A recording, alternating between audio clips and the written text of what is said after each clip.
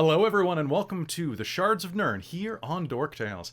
I'm your Dungeon Master Kelly. I use he and him, and I am incredibly excited to be here tonight because today is Wednesday, my dudes, which means that it is... Is that meme still alive? I don't actually know. I think so. Nice. Probably. Nice, my dudes. My dudes. My dudes. So I am incredibly excited to be here because today is the Shards of Nyrn, which is one of my favorite days of the week because it means that I can tell a really different story than normal. And tonight is no exception.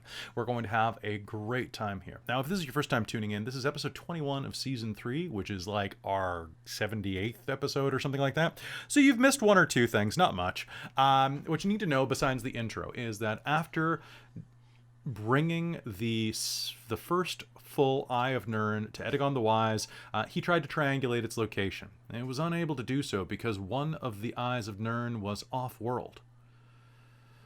Which world? Who knows? Well, the players had to find out by traveling to the elven city of Azabak, where they were able to use a divining solar event, I guess more of a stellar event, but to pinpoint its location in the Shadowfell. They also found where two of the other Shards of Nyrn, the broken gem that everyone has been collecting, are located. So they decided to go to one being in the floating continent of Vale. The characters went there, did some adventuring, joined a magic school, and fought some Githyanki, strange invaders from the Outer Planes. After this, the characters were rescued in the heat of a battle that nearly killed them by the timely intervention of the headmistress of their magic school and a young woman referring to herself as Counselor Odai from the city of Aratea. With a simple spell, the characters were transported into this fantastical and strange city in the sky, which is where we ended game last time. And is where we're going to pick up game today. But first, let's introduce our cast. So, hello everybody. How y'all doing tonight? Good. Good. All right, Christine, how are you? I am good, for it is the end of the day, and I am no longer working. Nice. Want to introduce yourself first? Great. Yes. It is great. I have purpley hair, much more purple than it was, which is awesome. I am so happy about it. And I am Christine, who plays Malia Sunsworn. I go by she, her, and Malia is our lovely, lovely, fiery Dwarven Tempest Cleric of Vale. I love the Right new here. art so Here. much. All right. Why don't we just keep sure it got going that down sound the right? chain? Yeah, that was exactly right. Yeah, I did. Hello, Amy. Hello, I am Amy, and I use she, her, or they, them, and I am playing Tia Armstrong, the half-orc druid. She's great. Nice. And hello, Winter. Hi, I'm Winter, she, her, and please and thank you. I play Mars, the tiefling rogue warlock. Over to Mike. All right. Yeah, over to Mike. Hey everyone, I'm Mike. I use they them pronouns, and tonight I am playing Xeno Rightwing. He is our completely mentally stable half-elf ranger. Very stable. Very stable. Very, indeed. very stable and very emotionally mature. Also joining the cast tonight, of course, is the party's resident NPC PC, Farah, who I will be playing, as well as playing Cadmus Warforge, their other NPC PC adopted character, who is a dwarven fighter and artificer. I don't have a photo for him. We didn't pay to get him commissioned because good art's expensive, and I am broke. Okay, so with that in mind, everybody's doing okay tonight? You're all having a good time? Yeah? Ready to rock and roll. Ready to rock and roll. Is there anything that you need to be updated about? Any questions you have? No. All right. I think so. All right. And I guess the last thing that I wanted to say real quick is that if you like what we're doing here, give us a follow or a sub, depending on which platform you're on. We're on YouTube, Twitch, and if you're listening on podcast, thank you very much for tuning in to a homebrew. Most people seem to avoid them. I also wanted to say that starting next week on Tuesday nights, we are running Candlekeep Mysteries, the new book from Wizards of the Coast. Hope you join us. It's going to have rotating DMs and a very open cast, with each episode being part of an anthology. It's going to be a lot of fun, and I think you're really going to enjoy it. We've got some great people running games besides me, which means that I get to be a sassy player. It's going to be weird. I pity you, Amy. When you run. I mean, I pity you. What? You just pity me in general? Because, it does save time. Eh. Mostly because of the stuff with the bones. Yeah, that's the unfortunate part, isn't it? You get a bulk, or you get a bulk deal if you do it all the time. Nice. Get more bones equals more human. Okay, so with that, let us go ahead and hop back into game right now. If you were cool, got everybody in there. If you're listening to music, and the portal swirls beneath you.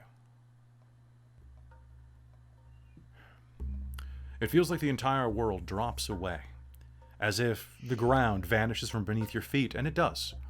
The shimmering portal opens in a wave, a giant ring beneath you, your allies, the mages, and your ship, the Grand Duchess. With a cacophonous the ship lands, and so do you. You feel it in your knees more than anything, as the sudden lurch of motion drops you about a foot. Except that as you fall, the entire world falls away with you, and as you blink, you're no longer standing there on the crash site of your ship, on the edge of the floating continent of Vale. Instead, no, you are standing amidst beautiful architecture. Everywhere around you, you can see buildings, some of which are floating above others, a low mist hanging everywhere. The roofs of all of these buildings are domed, with spire points reaching up with glowing blue crystals attached to them. The roofs painted the color of sunflowers. Blue and yellow decals everywhere. The stones beneath your feet are old, a bit dusty, and there's a certain dryness to the air here. It's warm. Unseasonably warm for how high up you are.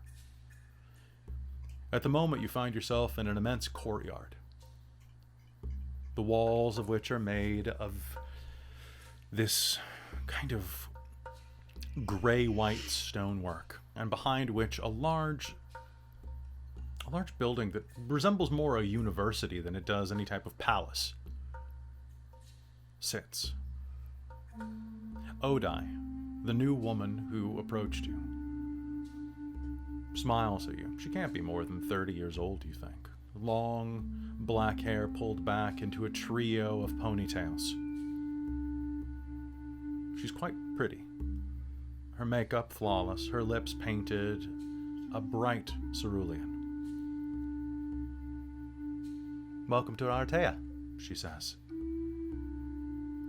"It's a pleasure to have you here." Nothing ventured, right? That's correct, thank you. Wow. Well, this is the main courtyard here of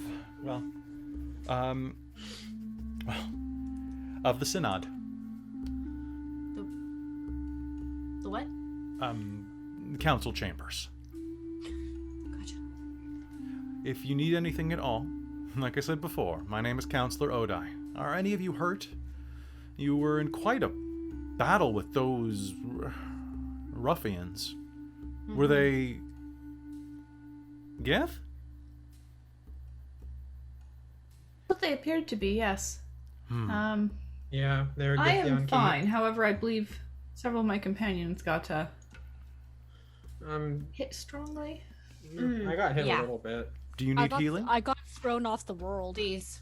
And you survived. You're looking quite well. Thanks to eagles. Yeah, Eagles are so helpful. they are. We have a roost actually up in the third tower there. And she'll gesture up, and you can see that there actually is like a tower that once upon a time was probably where dignitaries once slept, but now it has like hay jutting out of the windows. Just part of the roof has been collapsed. And can I get a perception roll off of everyone here? Thought you were gonna say initiative roll, and I was gonna Oh be god, like, not no! yet. The giant eagles are coming, and they're coming for your ass. Perception, you said? I said perception. 18. Dirty 20. Ooh. 13? 13? Okay. Farah also got a 13, so I feel that. And 27? Yes. Okay. I rolled an 18. And I had 9. Fair. All of you are going to look around and get a strange sense about you. It starts with the Griffin Tower, or the Giant Eagle Tower, that is. The roof is caved in on a portion. That's where the giant eagles came from.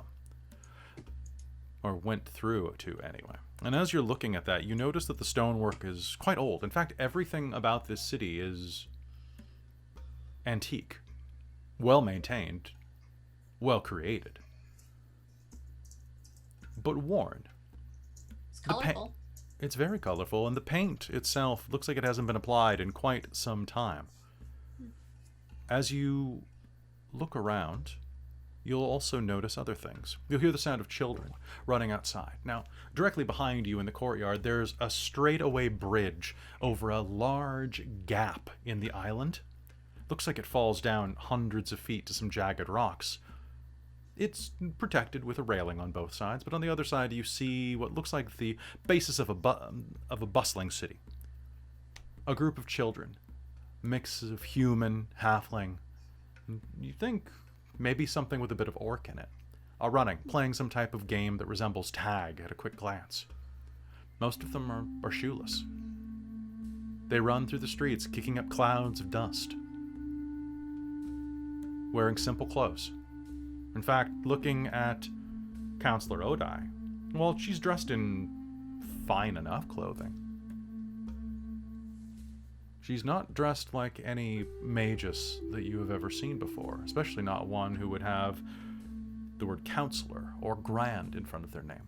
Instead, she's dressed like several apprentices that you probably knew growing up. Simple robes, gentle curves, gentle cut, and a soft trim of blue. Well, this is a lovely ship you have here. Normally we don't allow them inside of the barrier, but the headmistress said that there were some extenuating circumstances with your party. That's one way to put it, yeah. Now, you're the same Nothing Ventured that used to travel around, or are you different? I know that some of them are still alive, I believe. We are the second iteration. Yeah, We're an the- updated version. Yeah, The next we're- generation. Oh, great. Yeah, we Ventured are Junior. Nothing Ventured 2.0. Excellent. Junior. And no, far less human than the last one.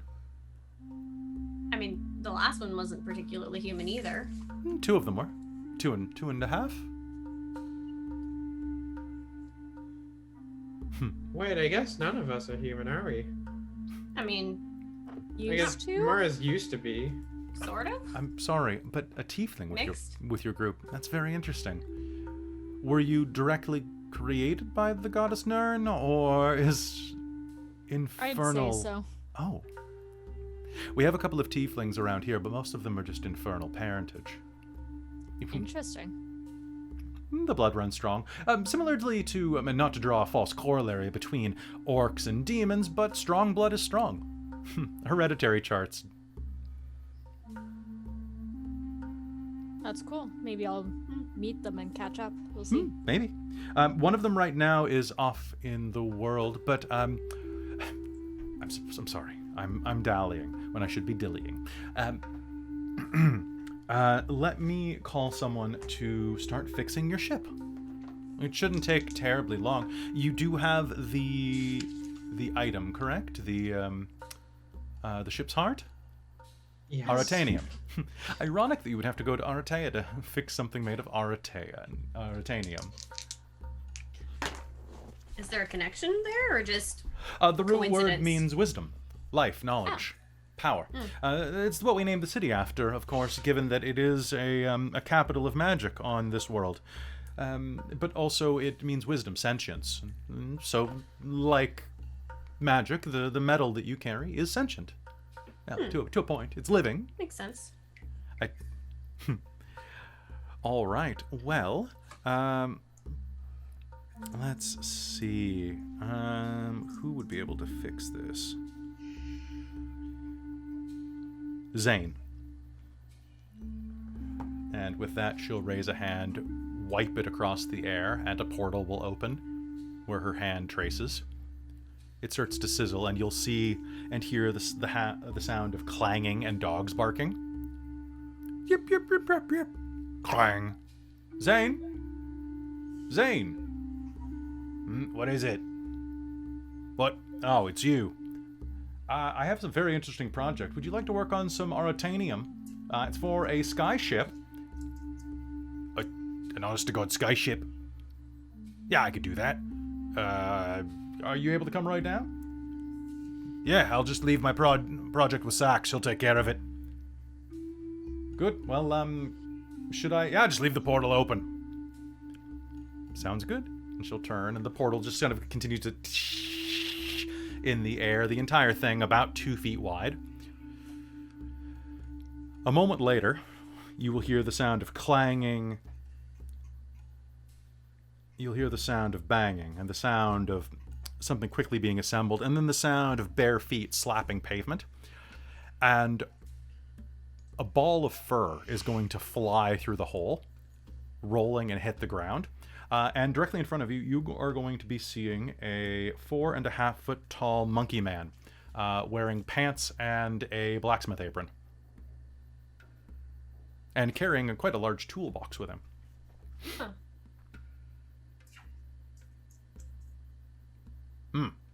That's some ship, he says. Hmm? Yep, I can take Treat her care of well. that. Well, I mean, do you have the ship's heart? Ah, there we are. Good, I can do that, absolutely. Good, good, good. All right. Maybe I should stick around, Cadmus says, to supervise. No, it's no problem at all. I fixed tons of these in my day. How many skyships have you seen? Yeah. A few. I've seen quite a few. We used to get them quite a bit around here. This one doesn't look familiar, though. I don't think it's been through here. Ah, well. This is the Duchess. Treat her well. Oh, of course, of course. Nothing better for nothing ventured. I'll take care of it for you. Don't worry. No, funny business. Don't you mean... Yeah, never mind.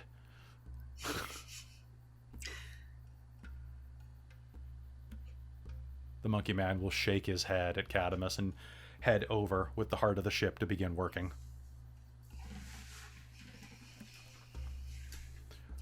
Well, it's going to take a while to probably get that fixed, Counselor Odai says. What can I do for you?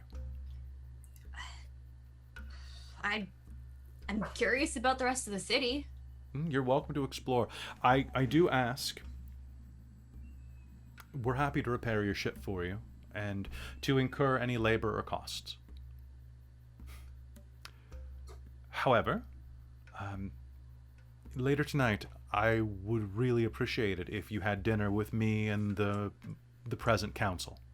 Of course. That sounds good. fantastic. I'm sure we would be honored.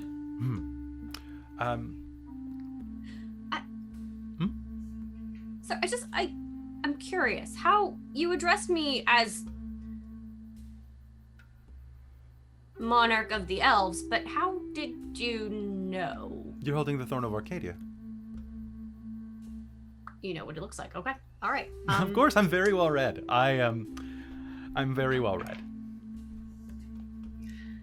I didn't know that was common knowledge, but okay. Good to Is there know. anything you would recommend we see if we look around the city?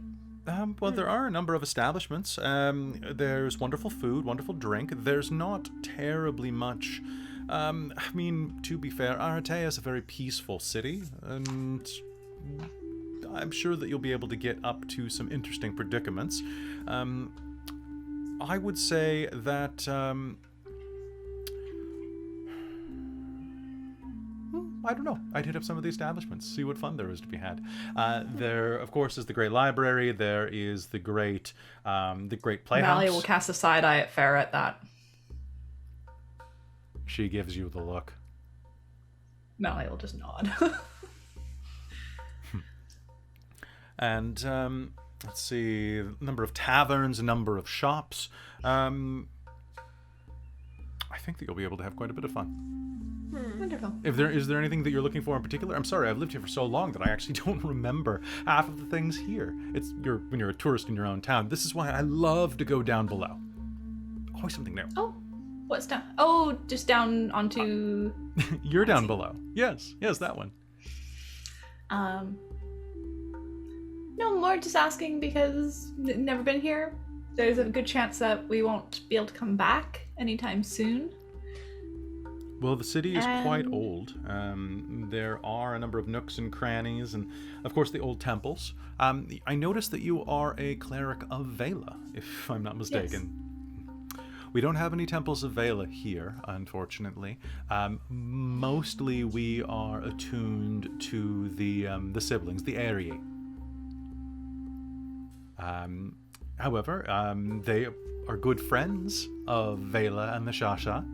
So I would suggest that maybe visiting one of the temples there. There is a wonderful temple of Thias built into the library, as well as the guard garrison actually is a former temple of Arcaris.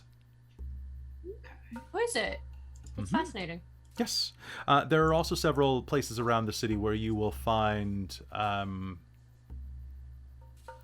perhaps not temples, but locations of interest of the Smiling One.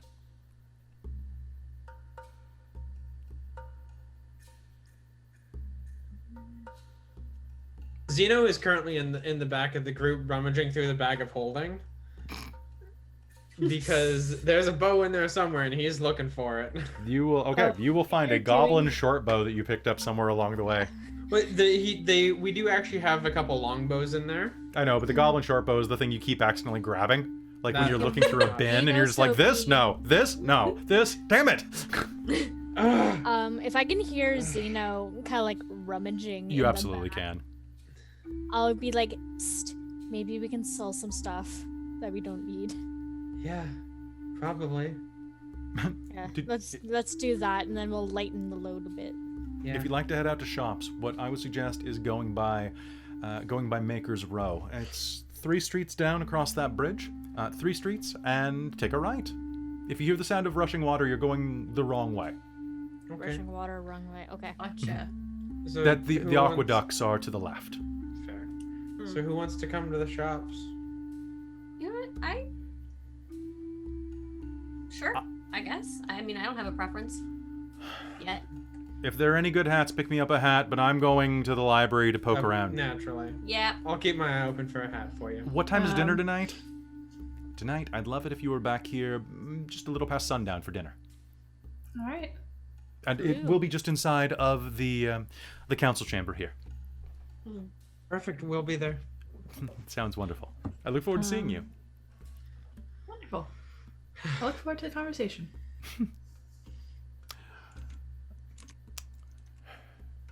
I think Malia would like to kind of wander by a couple of those temples, but she's also interested in going checking out this great library. Sure, that sounds fine to me. Are you going shopping as well, or are we splitting up completely? Either way's fine, I'm just curious.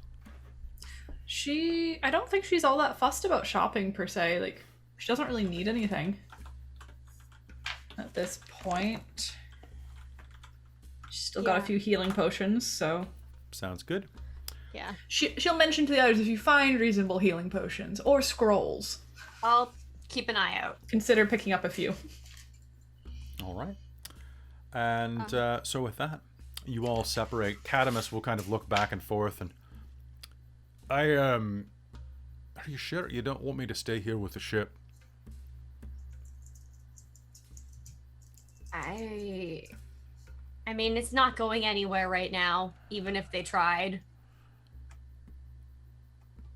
How badly hurt is Cadmus still after what happened? He has 2 hit points.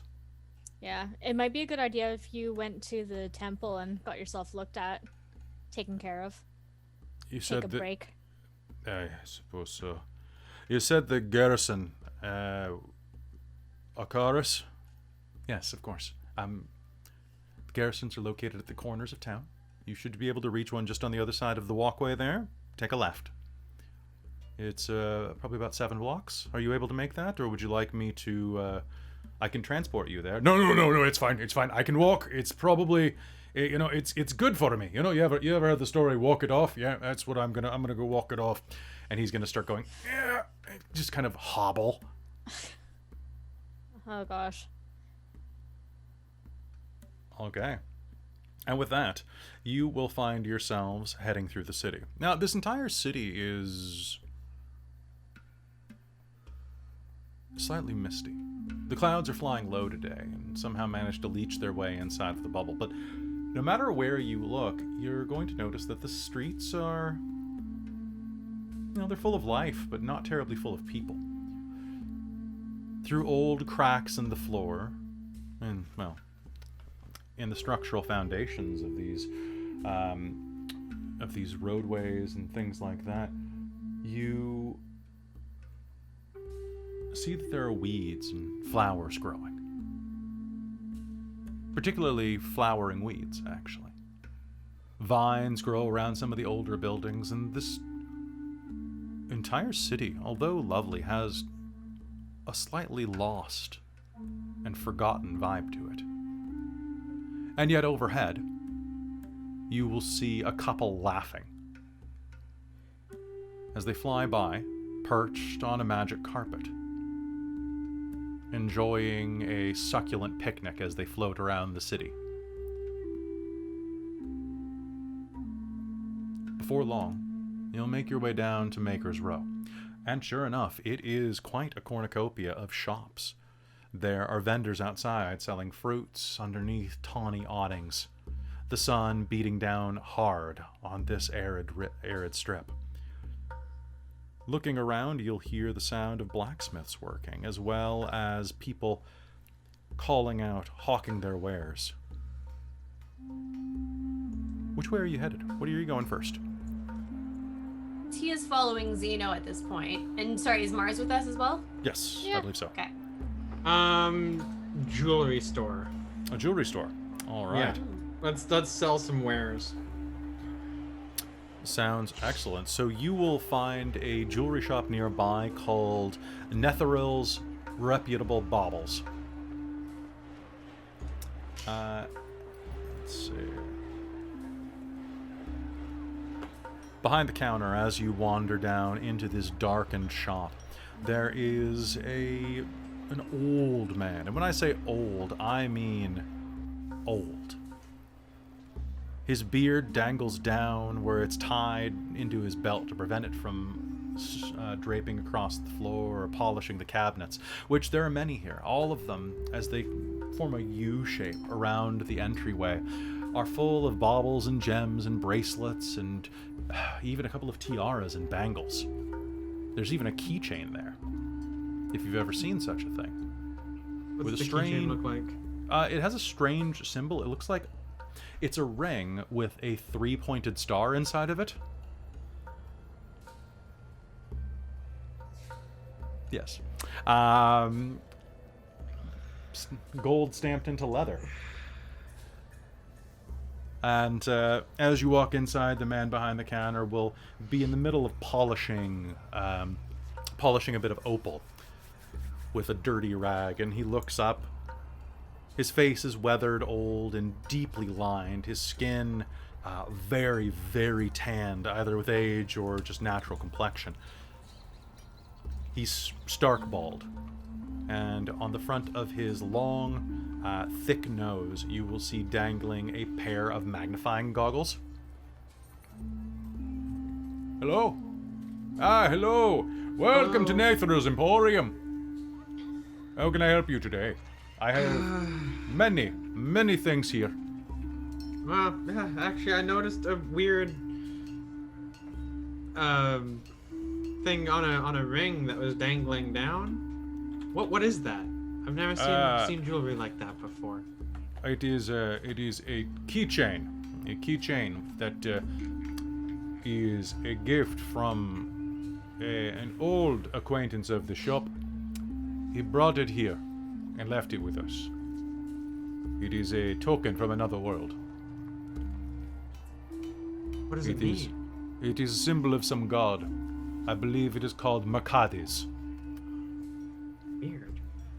Very Never weird. heard of it. Who knows? Well, it's pretty. I like it. As are you and all of your friends. Such beauties enter my shop. Beautiful men, beautiful women, beautiful people. So We want to sell some stuff. Yes, of course, of course. I am very happy to buy what you have if you have something that is good. Please. And he will unroll a large leather scroll onto the counter that is made of this kind of like suede-y brown leather. And he strips it open and unfolds it to about a 3 foot by 2 foot diameter. Or pardon me, area. Put everything on here. Okay. Amy, what you wanted to say something? Oh, well, Before Tia's you- got like am I able to get something made? Yes. How long does it That depends on what you want. Are you looking? and Oh, she's yes. gonna pull out a moonstone, and then she's also gonna just dump the jetstone 160G worth of jetstones onto this mat and just be like, also this. Oh, that is a large project. Yes, beautiful girl with the horns. So Kelly. Yeah. Scanning the room, does anything particularly jump out at Mars with a perception check? Can I do that? Yeah, you may give me a perception check. What are you looking for? She's just looking around her, but because of a new flaw I have, I'm thinking that this is a good time that I need Oh, to no. exercise that. Oh no. Oh, no. So I rolled with a perception no. check a 11. Okay, with an 11. The only thing out that you'll see that's been obviously left out and thereby fair game for you is... What would this be? You'll see that there is a long smoking pipe that's still slightly smoldering at the end of the table that he was smoking on a minute ago. It looks like it's carved out of, you're not sure, petrified wood? Maybe it has slightly an amber look to it, so it could be some type of, well, I mean amber. It could be some type of topaz as well. Okay. And he was just smoking it, so it's right on the counter? Yeah, so it's just on the edge next to where he's kind of pushed everything to the side that he was working on and put some of the gems away. But the pipe is still out there and smoking. And as you notice that, he is looking down and seeing all of these gems that Tia has just dumped out. Okay, and necessarily, do I have to steal things, or can I just have an urge that I need something? You need it. You can try to resist it if you'd like. If you would, I'd like you to make me a wisdom save. Wisdom, okay. Nat 20. Okay, you were going to look at it, and, are you alright? I'm admiring your pipe. Oh, please. Please, feel free. Enjoy yourself. A beautiful woman's lips on top of my pipe would be like a second-hand kiss. How much for it? For the pipe? For you? 5 gold pieces. Done. She takes it. Cool.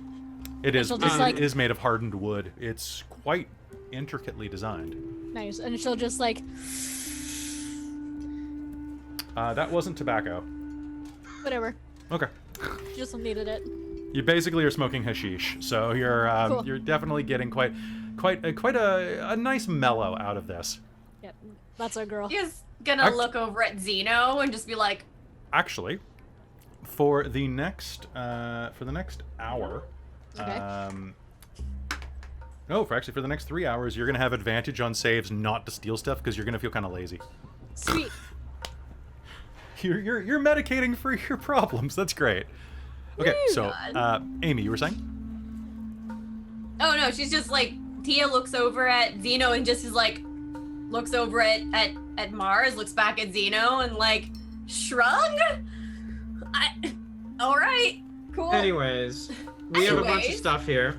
Um, So I'm just gonna start pulling out all of the stuff. I mean, I'm good to sell the jetstones unless you think you can make something cool with it, but I was hoping to put the moonstone into like a bracelet or something. Of course, yes. If you see any moonstones here that you would like, just point them out. And pardon me, any bracelets that you see here, or any styles or designs. If not, I can give you a quill, a piece of paper, and then you can do some work and show me what you want. I can do this. I'm very quick, and my children are also very quick at working as well. Cool. Tia will do that because she's gonna try and base something off of one of her tattoos. Kinda. All right. He'll give you a piece of paper and let you start sketching it out. Ha! What are you going to drop on the counter, Mike? I wanna do some checking. All right, so he's gonna pull out basically everything in the bag that has to do with jewelry. So he's going to pull out a dagger with a large emerald pommel. He's Okay. gonna pull out a snakehead golden headdress. He is going to pull out a solid gold burial mask. He's going to Alright. pull out a platinum idol of Casmira. He is going to pull out O'Cannon's royal jewelry. And he's going to pull out How much stuff should be in the museum? large gold bracelet. And he's going to pull out an ornate dragon letter opener. This is quite fancy. Well, let's go through these. So the jet. We haven't offloaded our stuff in a very, very long time. There That hasn't dagger- really When we've been an all over the opportunity. place. Yeah. As he looks down, he picks up the dagger first. This is good craftsmanship. Still sharp? Yes, still sharp. And is... Yeah, the gem is not completely flawless, but is good. I could give you 400 gold pieces for this. Do you think it'd be better with you or with Smith? Because it's a Why would dagger. it- I figured What would a smith do with this? It has an emerald in it. You want to go here. that's why I brought it out. If anybody wants to, you can make me an insight roll. Sure. Ooh. Whoa. Snap. Oh snap! Indeed. 21. 21. Oh, dirty 20. So as you say that, he's kind of just watching you. He says 400. And then just kind of, he's expecting something. He's expecting you to talk back. I mean, that seems not nearly enough for quality like this. He'll This start is clearly... smiling a bit. Tia's like, wait, how do I do this? Clearly this is more closer to 600. Crap, too high, too low? He'll kind of cough into his hand. kind of wave his, just kind of, you get the Wait. vibe that he's like a little more, it's a little more, come on, let's make this fair. 800? 1500? I don't know. 1,500 gold pieces. You're trying to rob me. Okay, how about Can I in my like He was just like, I love you're haggling stupid. cultures, by the way. But if you've Damn never, it, I wish I'd gone with them now. can I This like would be in my Malia's really- time. right? in my really dumb state of mind right now, can Mars just like pipe in and be like, obviously it's worth this much because of, and then her background as Yeah, like go ahead. You can make me a jeweler proficiency and intelligence roll. working? Nice. Woo! So that's adding my intelligence with proficiency to what? Okay. Yep. So intelligence, that's a 23. 23. It's worth at least 1,000 gold, probably 1,100 or 1,050, somewhere in there. Yeah. The emerald's worth 950, at least according to any pricing that you've ever seen, but it isn't completely flawless, and there is a slight scratch on it that needs to be buffed out. You'd say at least 1,000. Okay, so she's gonna be like, Tia. Do you see that scratch and the way that needs to be buffed? It's got work, but it's still worth like a fair amount. In my humble opinion, it's worth about 1,000. Yeah, 1,000. How's that sound, sir? 1,000. If you're going to rob me, I'm going to keep the knife. You can take your 1,000. You can take your 1,000 pieces of gold, but I will keep the knife.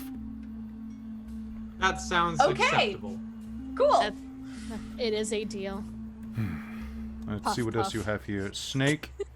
What is this? The solid. Ooh, that is quite expensive. Let's see.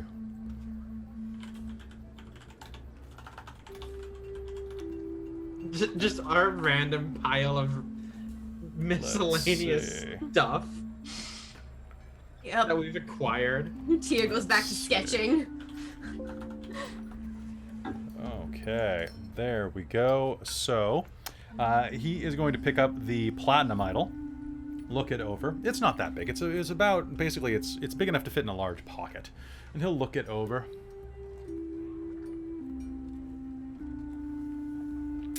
This craftsman was blind and deserves to be shot. Agreed. 300 gold pieces. Because you have angered me with the dagger. Insight? The shopkeeper is confusing. He's really not. I think Mars totally gets it. Insight? 9. 9? Oh, maybe you offended him. He's smiling, but maybe that's just how he shows his rage. 19. 19? Yeah, he's obviously bartering with you. And that's way too low. Like a brick of platinum that big would cost a lot more than that. Yeah. Can I use my noble background to give me a roll on what I think that much platinum could be worth? Sure. Yeah, give me an int plus proficiency, please. Int plus proficiency? Yeah, I'll say you're proficient in being a spoiled bitch. That's fair. That's gonna be 24. 24? You'd say that the platinum alone's probably worth about...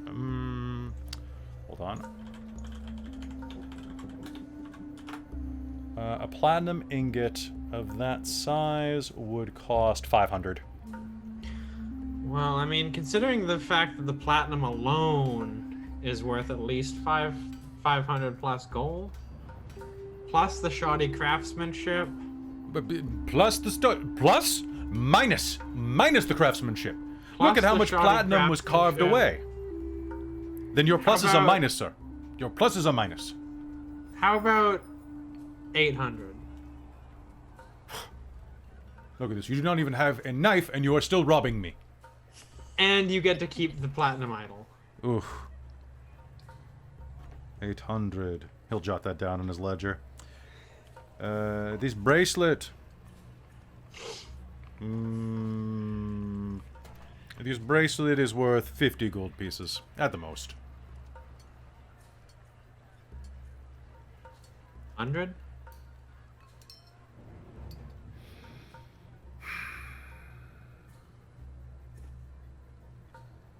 You're not very good at this, are you?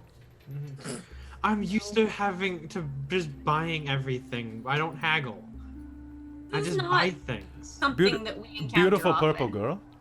Yes. 50 feel gold like pieces she'll for look this at it. gold Can I- bracelet. Can I do another intelligence Yeah, check? yeah, and you see may. if- yeah. Cool. Let's see. I rolled an 18 on that one. An looking 18, over it's the gold. you'd say probably around 700.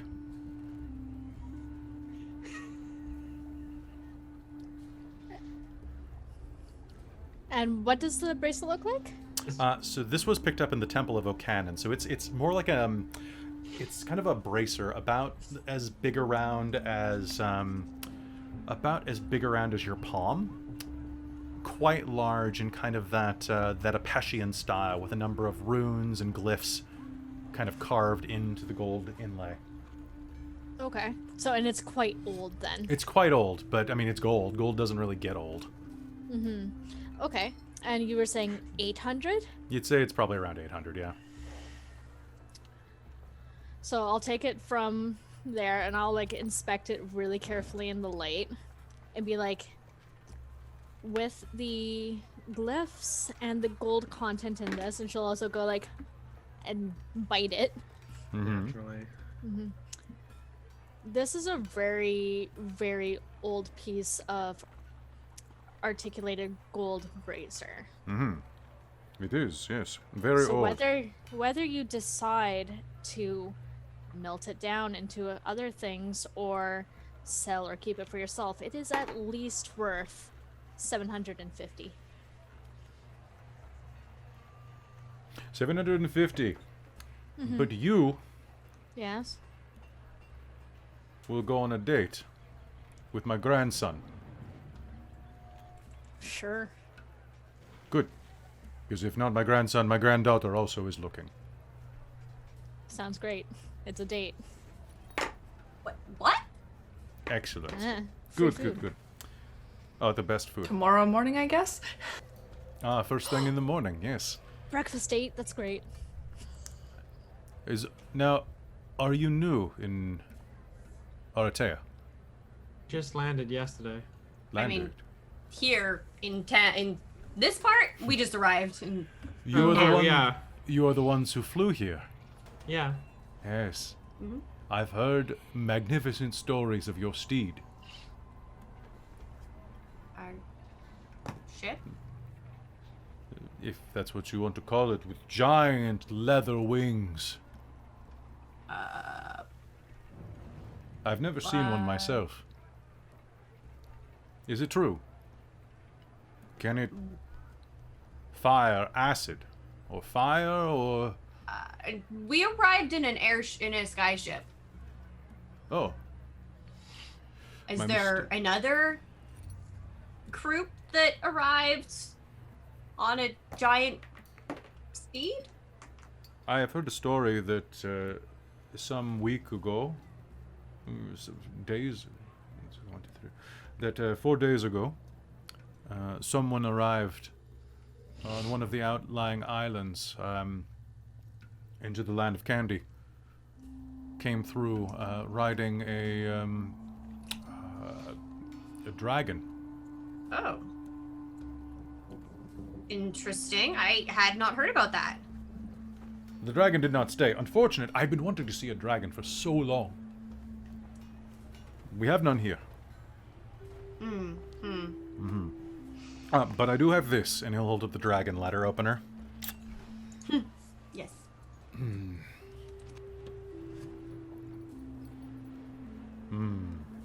I should start working on your design. 200 gold for this period. How about 900? No, seriously, I need to start working on the bracelet. I'll do 200, maybe... Tell you what, I'll do 350 for that. Okay. Alright, that's good.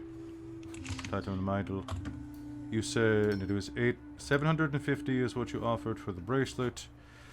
This jewelry here, and he gestures down at the royal jewelry, and the snakehead headdress, that is too much for me. Fair enough. If there is something here you would like to exchange, I would suggest. I see you have a bag of holding. Very useful. Very, very useful. However, even so, have you considered putting your money in gems? One gem, the size of your fist, can be 4,000 pounds of copper. True. I offer a very, very reasonable exchange. I take, it is, depending on the stone, between a 2 and a 5% commission. So for some of the like resurrection spells or one of the whatever the ones that Malia has. It's a certain cost for a diamond. 500 How much gold. Is that? 500 Can gold we per get diamond. some diamonds? Yes, of course. Does it matter if they are created, mined, or blood diamonds? Does it matter? Probably not. It depends on the necromancy. Blood diamonds that people died while mining are particularly good in necromantic rituals, but they're also gross as hell. True.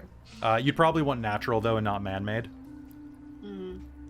Probably again, natural then. Some gods are fine with cubic zirconia. I don't know. Yes, I have one moment. I have of what you speak. I have 6 right now.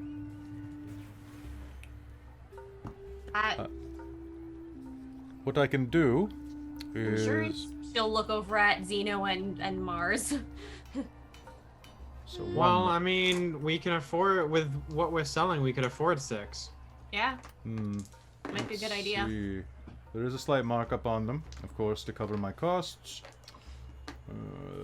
500 gold worth, you mean, for one of those? They're 550 each. So, that will be 3,300. What I can do, if you're going to make a purchase that large, I can take this burial mask. I can take this burial mask and let me see. Let's see.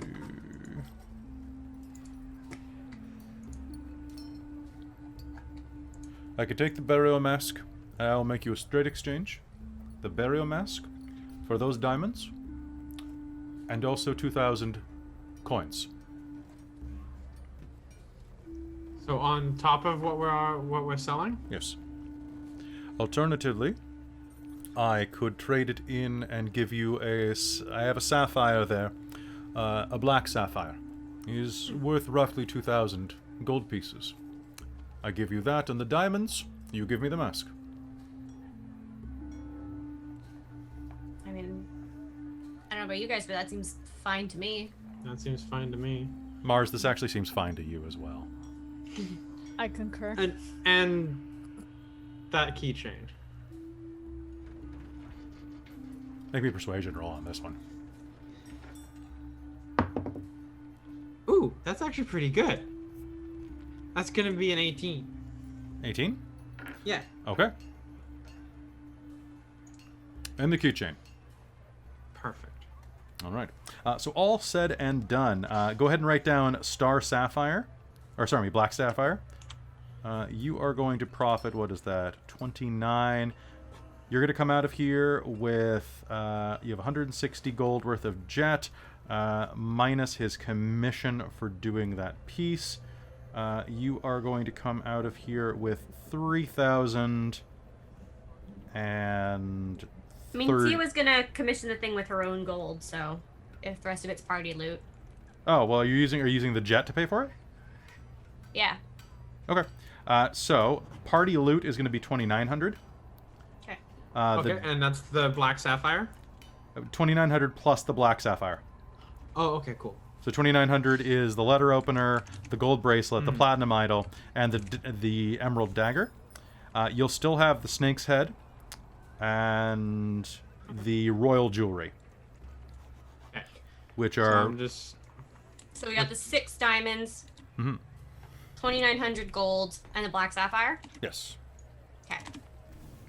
yeah, and he was saying that like the headdress and the royal jewelry were worth too much for him. At the moment, yeah. He'd have to do a lot of liquidating to get rid of that. Okay. Yeah, that's good for us. Question. Yes. How much does a bag of holding generally cost? Oh, quite. Here you can actually purchase them. So let me check.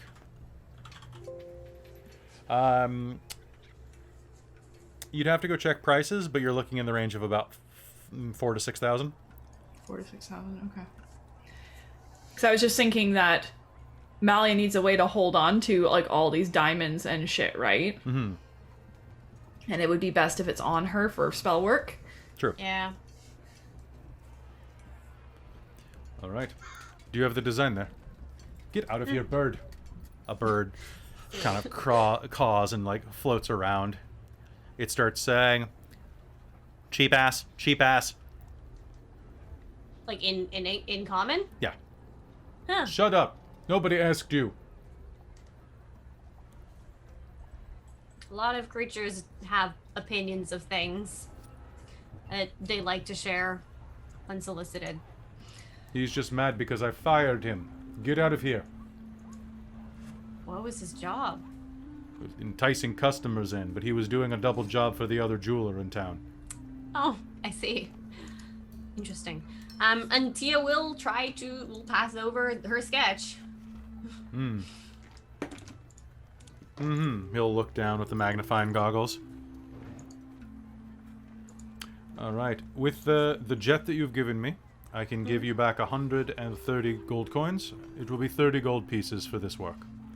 You want a rush job? Probably. I don't think we'll be in town long. But what material can I have it made out of? What do you want? Tia knows absolutely like nothing about materials. He'll guide Yeah. you through a number of metals that you can have it made of, as well as other things. Are there any that are good for enchanting? Or Gold doing is cool good. stuff with? Gold? Gold is good. It will raise the price, but Yeah. gold is good. Silver is particularly good, especially if you're dealing with lycanthropy.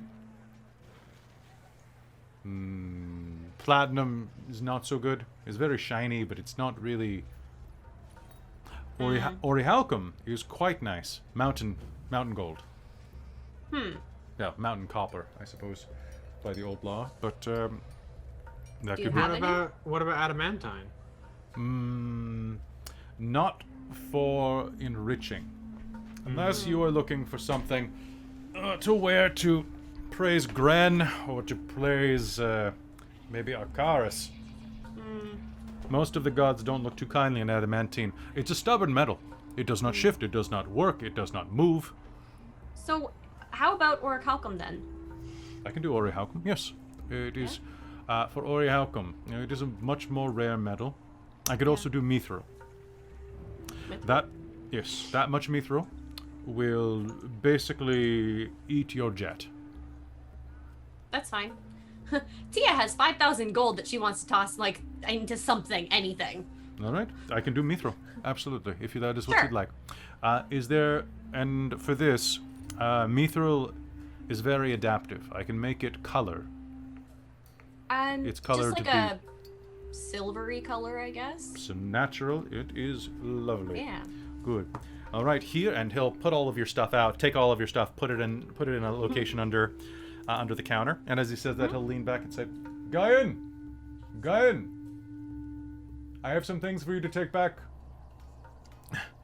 You're coming right now, Grandpa.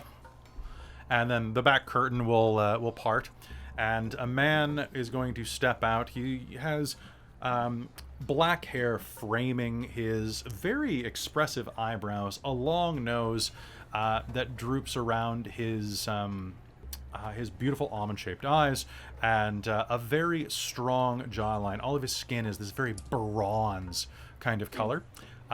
He's wearing what is basically like a jeweler's apron and nothing else underneath, and you can see that all of his muscles and the muscles of his forearms are very, very toned. He's a human male of about 25, 26, something like that. Mars will be like, is that the grandson? This, yes, this is my grandson. This is Nice. Guyan, this is, this beautiful woman. Yeah, I can see that. Hi, I'm Guyan. Nice to meet you. Marisol. Marisol. Wait, what are... His grandpa grins at him through the beard. I've got you a date.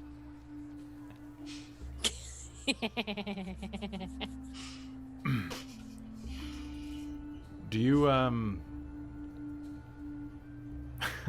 I don't need the help, but sure. I'd love to show any newcomers around the city. That would be great. After breakfast. Sure. We can absolutely have breakfast. Where are you staying? I'll look over to everybody else. I don't think we figured that out yet. We The haven't furthest figured we that out yet. planned was dinner at the council chambers, so We have to be there just after sunset. You have a little bit of time left. That's good. Well, you come back here in the morning. I will see if I can get this bracelet done overnight. This design is not particularly complex. And I have some Haid. Actually, appreciated. one moment. Susule! Can you see this? And a moment later, a mirror image of this incredibly handsome young man is going to walk out, except instead of bulging muscles, although she does have quite a few of them around her arms, predominantly it is lascivious curls and curves straining through the edges of her apron. She is wearing a shirt underneath hers, although not much of one. And as she comes out, she wipes her brow, and she's coated with like a thin film of sweat from what looks like working around a hot fire. What is it?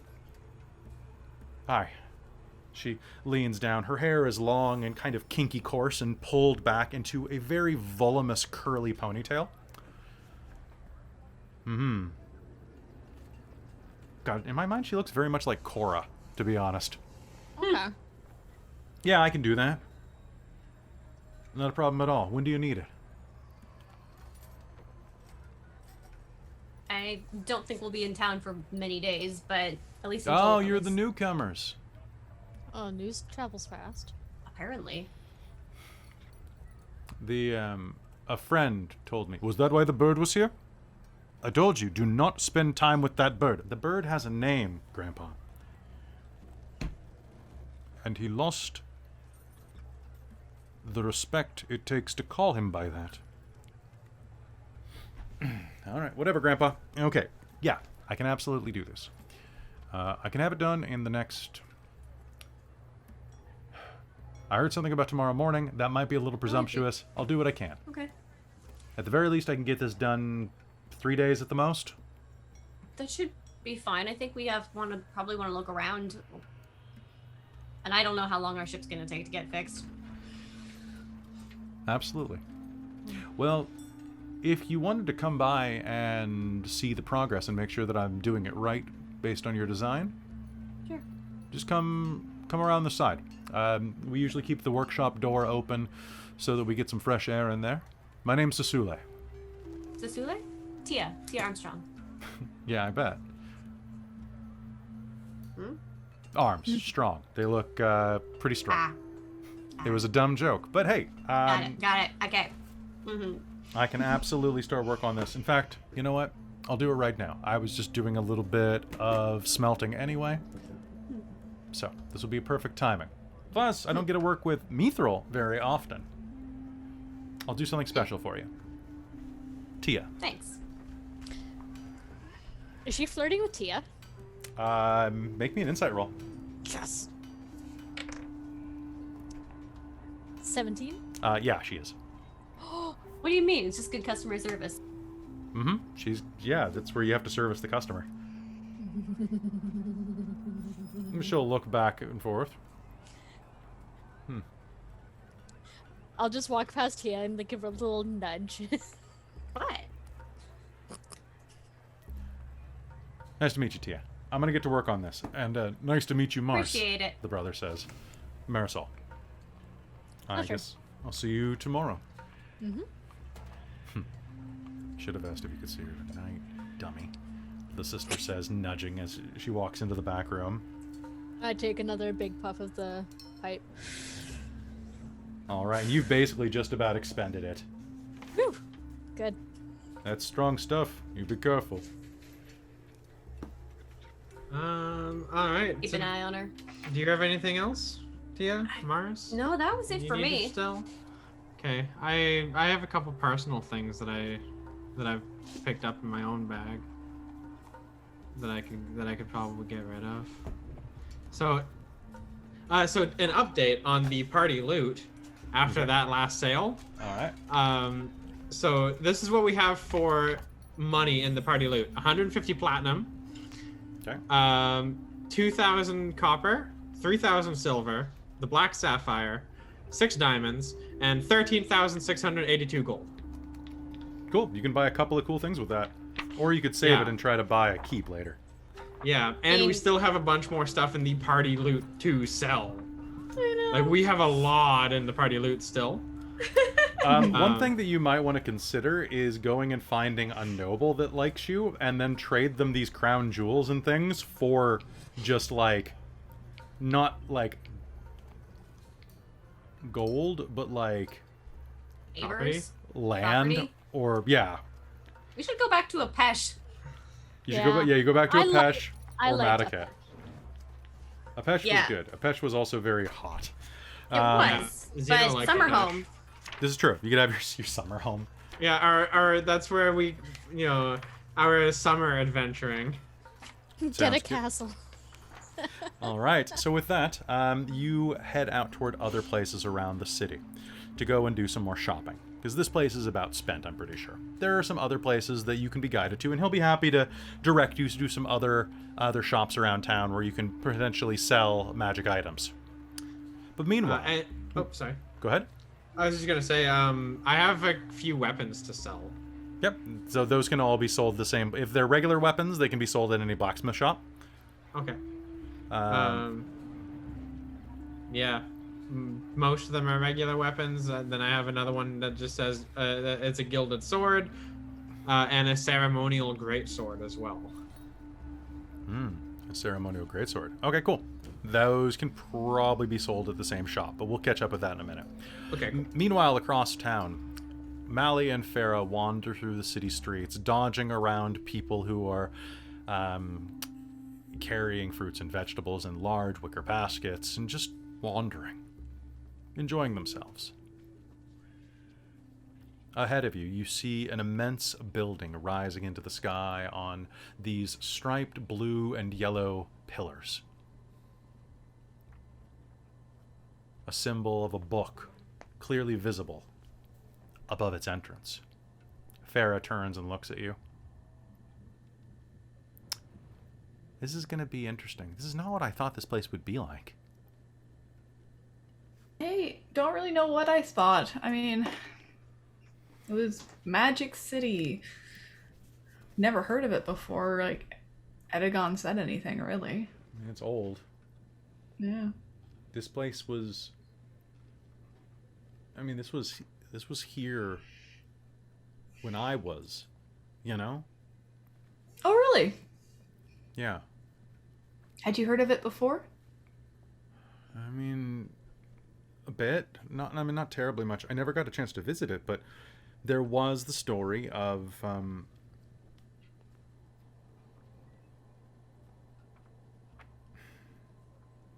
yeah, the flying land. I don't remember much about it though. Still, I would have expected it to be a little, I don't know, fancier. Well, sometimes stuff gets old, and if you don't have enough money to upkeep... Yeah, but isn't a mending spell is basically free? Yeah, Look but at it only does, like, a 1 foot large thing. Yeah, but this pothole is a 1 foot, she says, looking down at the hole in the ground in front of you. Maybe they have less mages now. Maybe they're moving away. Because there's no money here.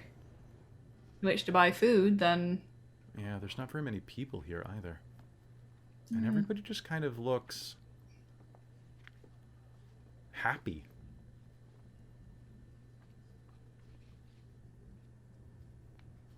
Is it wrong that I'm starting to not trust that?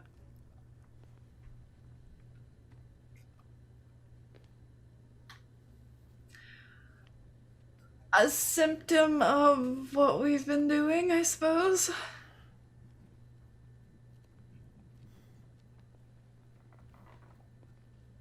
I mean, it's kind of nice. I'm hoping it doesn't have an ulterior side. They're gonna hit us up for a job, you know that, right? Oh, well, of course. I mean, they're not going to just fix our shit for free.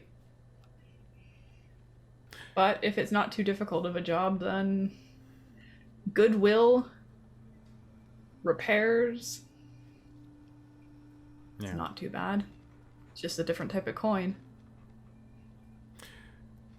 All right. Well, I'm gonna go shopping, and then I'm gonna go buy that hat. well, I'm gonna go librarying, and then I'm gonna go buy that hat. She says, gesturing over to the corner where a small red pillbox shaped hat is just floating on a pillow in a window. That's nearby. Cute. Yeah. Oh, have you seen those ones? I've seen them in some shops over in they were in Thestral, but they're like a round one, but it's very flat. She's describing a beret. Oh, the ones that look like pancakes that failed. Yeah. I actually think I would look pretty good in one of those. Make A sure. nice purple one or blue. No, always blue, Malia. Come on, blue, purple with my complexion. That's a Mars thing. You can change it up occasionally, but honestly, also, I mean, probably manage most colors. Blonde goes well with a lot. Yeah, I guess you're right. You know what goes well with red? Brown? Black? What color's Catamus's hair? Black, right? I can't remember. It is. Black and red are really nice together. Fuck off. I'm going into the library. I don't know what you're talking about. All right. Before you head in, and we have to be quiet. I was thinking. It's starting to get to the point now where my spells need large materials. I don't need a bag of holding, though. Do you think there's a scaled down version? Like a pocket of holding? Well, or like a pouch. But it doesn't even have to hold as much as a bag of holding does. Can't you just take Wouldn't a that bag make of holding? Why don't you just take a bag of holding and sew it into a pouch pocket? Well, because a bag of holding's really expensive. So I was thinking more of the spell size of it. I mean, probably. I mean, a bag of holding can hold a lot. 5,000 pounds? Yeah, exactly. And I don't really need that, right? Like, I want it to stay flat and hold, I don't know, I mean, it should be able 20 to. pounds. Well, why don't you go meet up with everybody else while they're still looking around? I need to start picking up diamond dust now. I'm going to be able to manage greater Oh, no, it's 500 restoration. pounds. They're able to hold 500, so 250 pounds. And it's still a lot for a half-sized one. I don't know. I mean, a bag of holding is more like a purse anyway. Yeah, because I was thinking I could have it tucked in the top of the side of my armor here and have, like, the diamonds necessary for, like, rezzing you idiots. Not you, obviously, but kind of lumped it there. We'll talk about this afterwards. Sun is going down in about 2 hours, and I want to spend some time in the stacks. You enjoy that. If you spot a spell that would help with something like a miniaturized bag of holding, let me know. I mean, duh. Yeah, totally. I'll see you soon. And she'll give you a quick little hug and walk Mally off will do it back. And Okay. okay, once she's inside, Mally's going to go buy that hat she pointed out. Aw.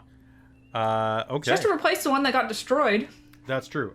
It is going to cost you 5 gold pieces. Okay. It does nothing except for look great. And, Are there any other cute hats at this place?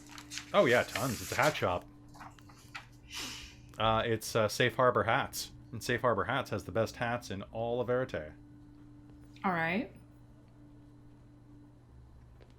The woman behind the counter turns around and smiles at you. It's a halfling, quite a plump one, with big rosy cheeks. And hi there.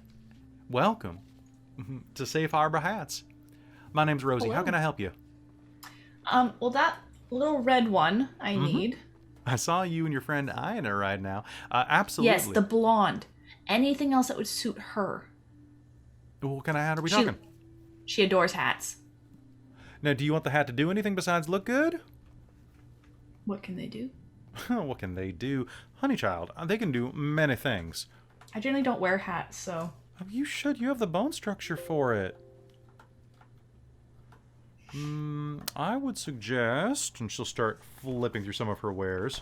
Let's see. Well, I mean, there's always the age-old hat of disguise. Everybody loves that one. Let's see. There's also the... Is it preset, or do you get to choose each time it applies? Oh, no. You use it, and it allows you to, every time you use it, you can transform yourself into someone else. Oh. I do have one of those in stock, and the best part about the hat is that the hat also can transform. You always have to wear a hat.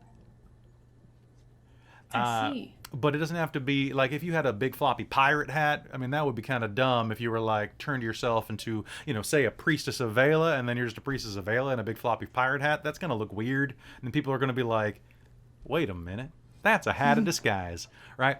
However, if your friend likes a lot of hats, what I would suggest is getting her this beauty. And she'll gesture over to where you see a hat. It is the most bland, normal hat you have ever seen in your life. What's it do? It is the Hat of Guises. So, basically, what I did is I took the first spell and I turned it inside out. So instead of... So the hat can change each time you put it on? Turns into any hat. And it's just limits of the user's imagination? Basically, yeah. And with one exception, it has a little bit of problem with crowns and tiaras. Something about that missing middle bit. Oh, okay. It still does do it, anything but it's weird when that awkward. happens? It just doesn't... It never really looks right. Okay. Unless you had one of those crowns with, like, the velvety tops. Oh, for something like that. Let me just check my price tags real quick. 1 second while I check and see how much this random item would cost. This would be a non-combat uncommon. Normally what I would do is I would let this go for probably about 1,200. Insight? Yeah, go Is ahead. this haggling or just honest? What'd you get? No, 1 sec. Yeah.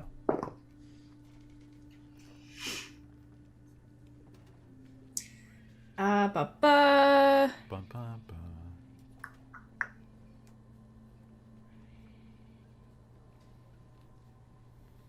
25. Yeah, this is haggling. What do I think it's probably worth based on... You always go 200% at least to start. Okay, well, the uncommonality of, like, the spells... I mean, you'd say that'd be kind of difficult to make, given the materials. Probably insight. I'd say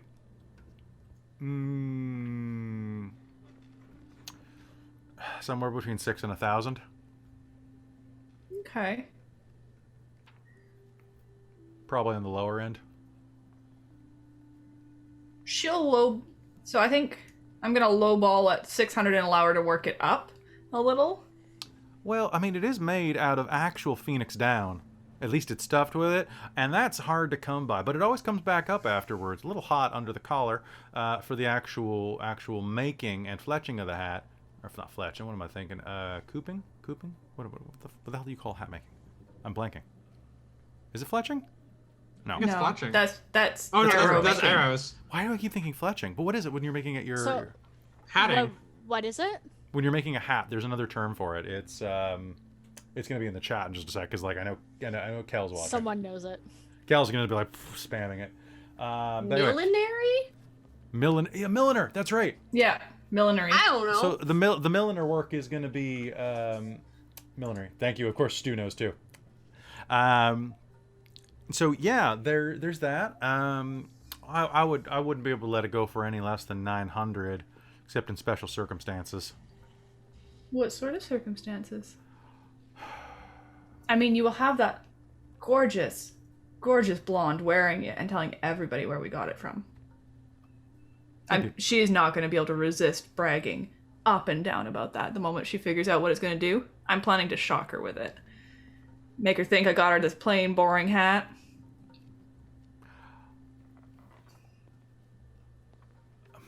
Besides, I'm sure she'll be wearing it to the council dinner tonight as well. Make me a persuasion roll.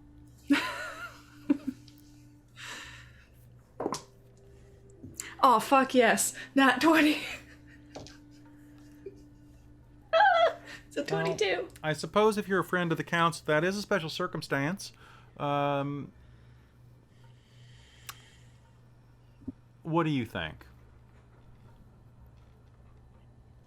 I was thinking 850.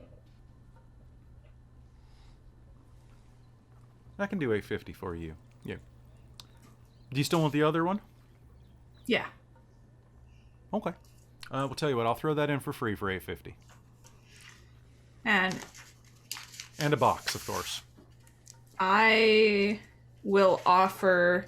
I have a few. It looks like colorful feathers. I picked up at some point from something we fought. This is really pretty. Yeah. You know, I'll take All those the way off your from hands. Thestral. Well, I mean, anything that ends up down there, we probably just threw off the edge. At least the good stuff. Potentially. I don't think you guys have been by Thestral for quite a while, though. Suppose not. It is kind of a... Just a little thing. They might look very nice on a hat, don't you think? I think I could do that. 850 sounds just fine. Wonderful. I'll even box it up for you. Thank you. So she'll get that stuff ready for you. Hide the red one under the other one first. All right. I want her to open the box and see it and be like, oh. And then I can really surprise her. Okay. So she'll absolutely do that. What else are you doing after this?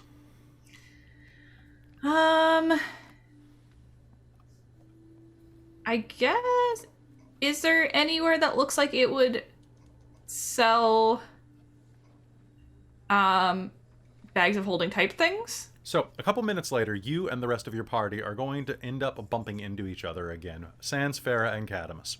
The two groups, so Malia, you were going to bump into the rest of them at a shop nearby. This is a shop called Aiden's Exceptional Reflection Collection. And What? no, What do they sell? they sell What is this everything. place? It is a general store. Oh. Oh, Aiden sits behind the counter. Another one of those monkey people. Hello, come inside. Come inside. It's happy to see you on this lovely day. This one has slightly... he's let his whiskers grow long and kind of looks like a baboon, the way that his hair is kind of tufting out at the cheeks. He's wearing Hello. just like a dress shirt and a pair of slacks with no shoes. Hello. Welcome. And you can see that the walls are lined with items, and there's like a shimmering, just kind of magic over a little bit of everything here. Almost like they're kind of like netted down to the floor, but invisibly. Let me guess, adventurers. I could tell. And not just because you're armed to the teeth. Oh shit, did the armor give me away? Sure, it doesn't not help. Well, I'm just so used to wearing it now. It feels weird not to. A little bird told me you were going around and selling things. Trying to buy some things and see some things. I also heard from a little bird that you were looking for a small bag of holding. This little bird that gets around fast. Ah, That's what I we're only paying just for. talked about that. Outside you'll hear, ah, ah, and a bird will Is fly it the by. same bird? Hey, he's got to make his money somehow. Oh. Alright. But yes, I am looking for a small bag of holding. It doesn't even need to do as much as a bag of holding does. I want to be able to keep healing supplies close at hand in something that's not too obtrusive. All right, that's one thing on the table right now. So, here's the deal. I don't haggle. I'm going to put that on the table immediately. My prices are set because I can survive without them. Okay? So, Insight. yeah, make an insight. Is this like bullshitting or like a haggling that technique? that was a 4. That's 26. He seems like he believes it for the most part. Okay. But he probably will haggle on a large enough purchase. But for the most part, he doesn't really seem like he has time for the bullshit. All right, how much smaller are we talking about than a bag of holding? Needs to be able to hold the materials for something like greater restoration Ooh, and oh god, what's the other one called? Raised Dead. Raised dead. Well, I can absolutely do that. So several fist-sized diamonds. Oh, is that all? Oh, we got. By the way, Malia. Speaking of diamonds, What? We got some. we got some. Oh, Tell you Those what. will work for Raised Dead. I was thinking I was going to have to go find some. All right, so a small bag of holding. I can do that for you. It will hold, it's not going to be quite as useful. It'll hold up to 100 pounds in it. I can do that. I can do that for $12.50. It looks like I'll this. look at the others. Sound reasonable? Can I get some gold from the main coffers? Problem. Yeah. Yeah. Yeah. Did right. you just want to do the entire purchase with the party gold, Christine? Sure. Okay. Okay. I'm thinking because it's mainly for the party use, It makes sense. instead of Malia expending basically the rest of her gold. I've made a chart that says out and in. Let's do this. Okay. All right, so I'm adjusting the party gold to reflect the 1,250 gold purchase. Thank you. All right. All right. I have all sorts of magic items here. I'm able to buy and sell all sorts. Right now, $12.50 is on the table in my favor with a bag of, well, with a pocket of holding. All right. There's the benefit. It is a little more expensive than just paying for a quarter of a bag of holding, but you can stitch it into any garment. Or it also comes on its own sling, and it has its own belt pouch. Well, pardon me, its own belt loops. So you can end it that way. I think I'm going to try and keep it under my armor. Good. Then the sling will work just fine, or the tether at least. It should be unbreakable unless anyone cuts it with a magical component, magical blade, something like that. But it should be very resistant to wear and tear. You can even wear it in the shower. You can keep your soap in it. Oh, and of course, disclaimer, with all bags of holding, don't put anything alive in them if you like them that way. Yeah. Yes. Don't put anything dead in them either, because you'll reach in, it might bite you. Oh, undead, I mean. Undead. Right. Okay, so we may as well sell some more stuff while we're here. Mm-hmm. What do you have? Do you have any diamond dust? Diamond dust. No, there's a jeweler right down the way called Netherils. They'll be able to give you diamond dust. He was great. All right, so and Xeno's gonna pull out an empty copper amphora. He's going to pull out a 12-piece brass dinnerware set, 10 silver ingots, 42 slave collars. Okay, hold on one sec. Slave collars. Okay. Malia is going to ask for 500 gold so that she can go buy 500 gold worth of diamond dust. So there's I times will 40. subtract that from the Okay, party gold. let me do this as we go, okay? Yeah. Yeah. Okay. So what was the first thing? It was a... Empty copper amphora. Okay, so that will be... we'll say it's that much. Okay, 42 slave collars. A slave collar costs about that much, so we'll say... Okay, what else you got? A 12-piece brass dinnerware set. Okay. Okay, what else you got? We have a 10-piece silver drinkware and decanter set. Okay. We have an ivory embalming kit. And we have 10 bolts of elven silk. Ooh, elven silk. Let me And just... Christine, I took that 500 out of the party gold. Sweet. I'm just checking trade goods real quick because that's something that I don't have memorized by even a little bit. Sorry about my clicky-clacky keyboard. Yeah, sorry about mine too. Damn, they don't have trade goods here for food, drink, ooh, grog. Okay. So, I'm just checking a couple of sites real quick. Hold on one sec. No worries. Because I can't remember what I gave you those for. Cloth?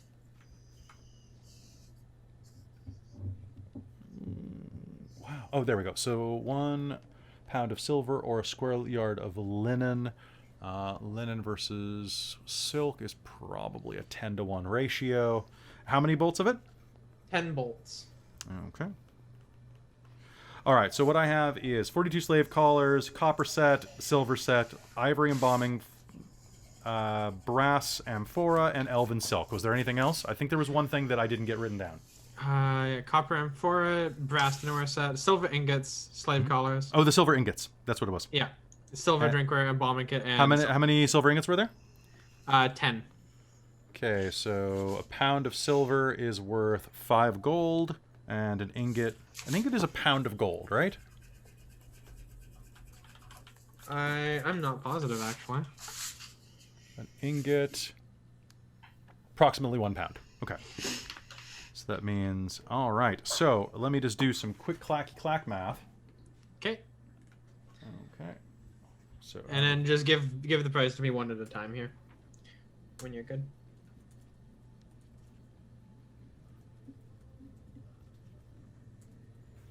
Okay, cool. The brass amphora. So going through, I'm just going to go through the list. The brass amphora, 60 gold pieces.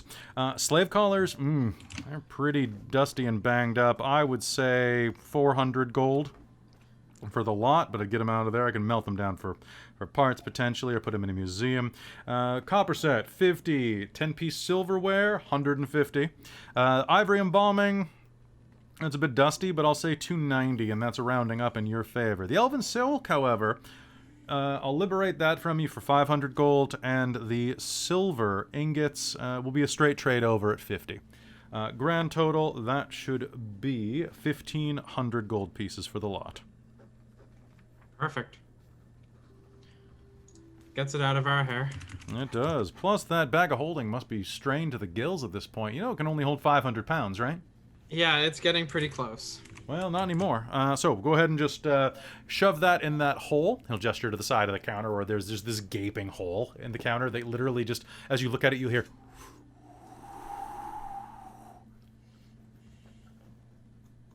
That's my sorting room. Go ahead and pop that in. Xena won't put it all in there. All right, what else?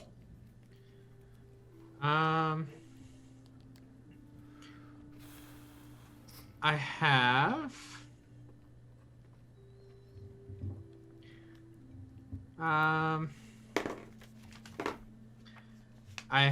so Kelly, I have in as well a smoky quartz crystal on staff, statue of a serpent, 12 black gems. I'm just reading this off because I don't know if any of this would be pertinent to sell here. I should have sold my gold armbands at the jewelry shop. Probably the gems as well. Yeah, and the gems too. I have an ancient globe. I have an opera mask, pearl cufflinks, a bolo tie, a voodoo doll, a bone flute. Okay. So opera mask, bone flute. What were some of the first things you listed there? A smoky quartz crystal on a staff, and a statue of serpent. Globe. Okay. One sec. All right, statue of the serpent. I'll give you 75 for that. That globe is very interesting. I'll actually give you 100 gold for that. The bone flute. I'm gonna say 10, just because it's kind of neat and it'll look cool here. Opera mask. That's interesting. I'll say 45 if you're into that. And that crystal on the wand.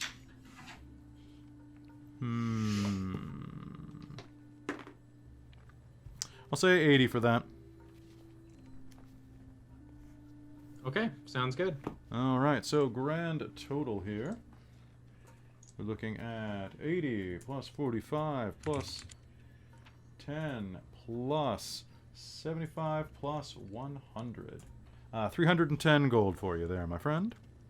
Perfect. He will deposit it all. Okay.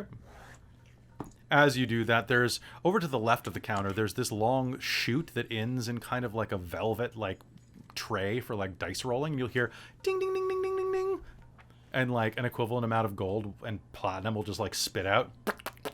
Ding, ding, ding, ding, ding. I'm giving you most of you in platinum, if you don't mind. It's easier on your travel. And I've got a wealth of the stuff. Fair. Unless you want something else. Anything else? Magic items. We can also do a direct trade. Is there anything you're looking for besides the bag of holding? I think I'm all good. Are you sure? I've got a number of strange new items that have come in recently. What do you have? Well, for your tiefling friend here, have you considered...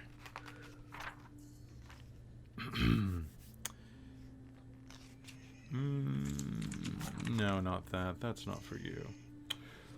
I noticed that you are carrying something around your neck. It looks like a gem of some kind. Do you collect crystals? Oh, yeah.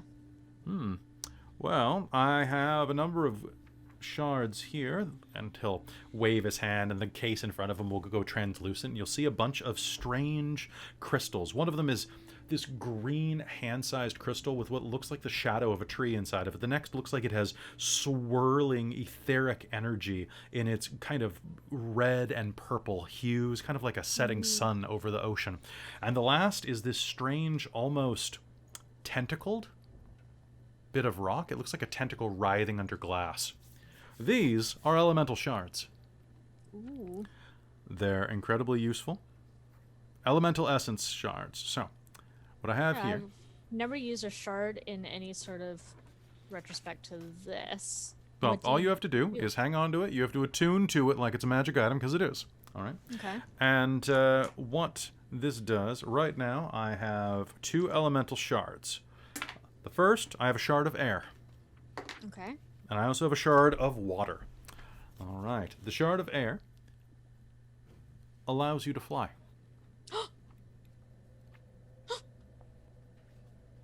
And not only that, it makes you fly like a bird so fast and well that no one can hit you if you fly right past them. Now, it's quite expensive for these things. The water one is good as well. It allows you to shoot water. Fly. One moment while I calculate how much that would be. And if you said balls expensive, you would be correct. But let's find out. So this is an uncommon rare. So for that one, that would be 5,000.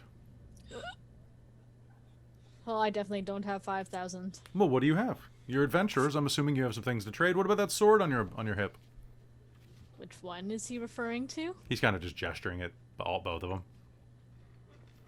Because there's one that I add my +2 to, and then I have another one that's just regular, right? I don't No, have you have 2. You have 2 +2s. Ooh.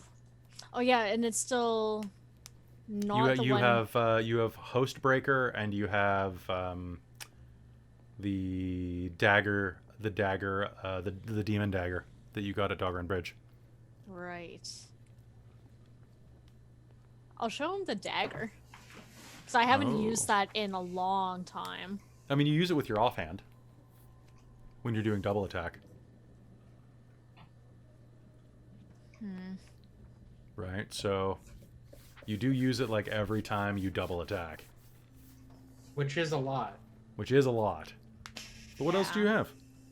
I mean, I honestly don't have a whole lot. I've been putting everything into the loot bag. All right, so what else do you have in that fancy bag of yours? Xeno? I mean, we've sold most of it. Yeah.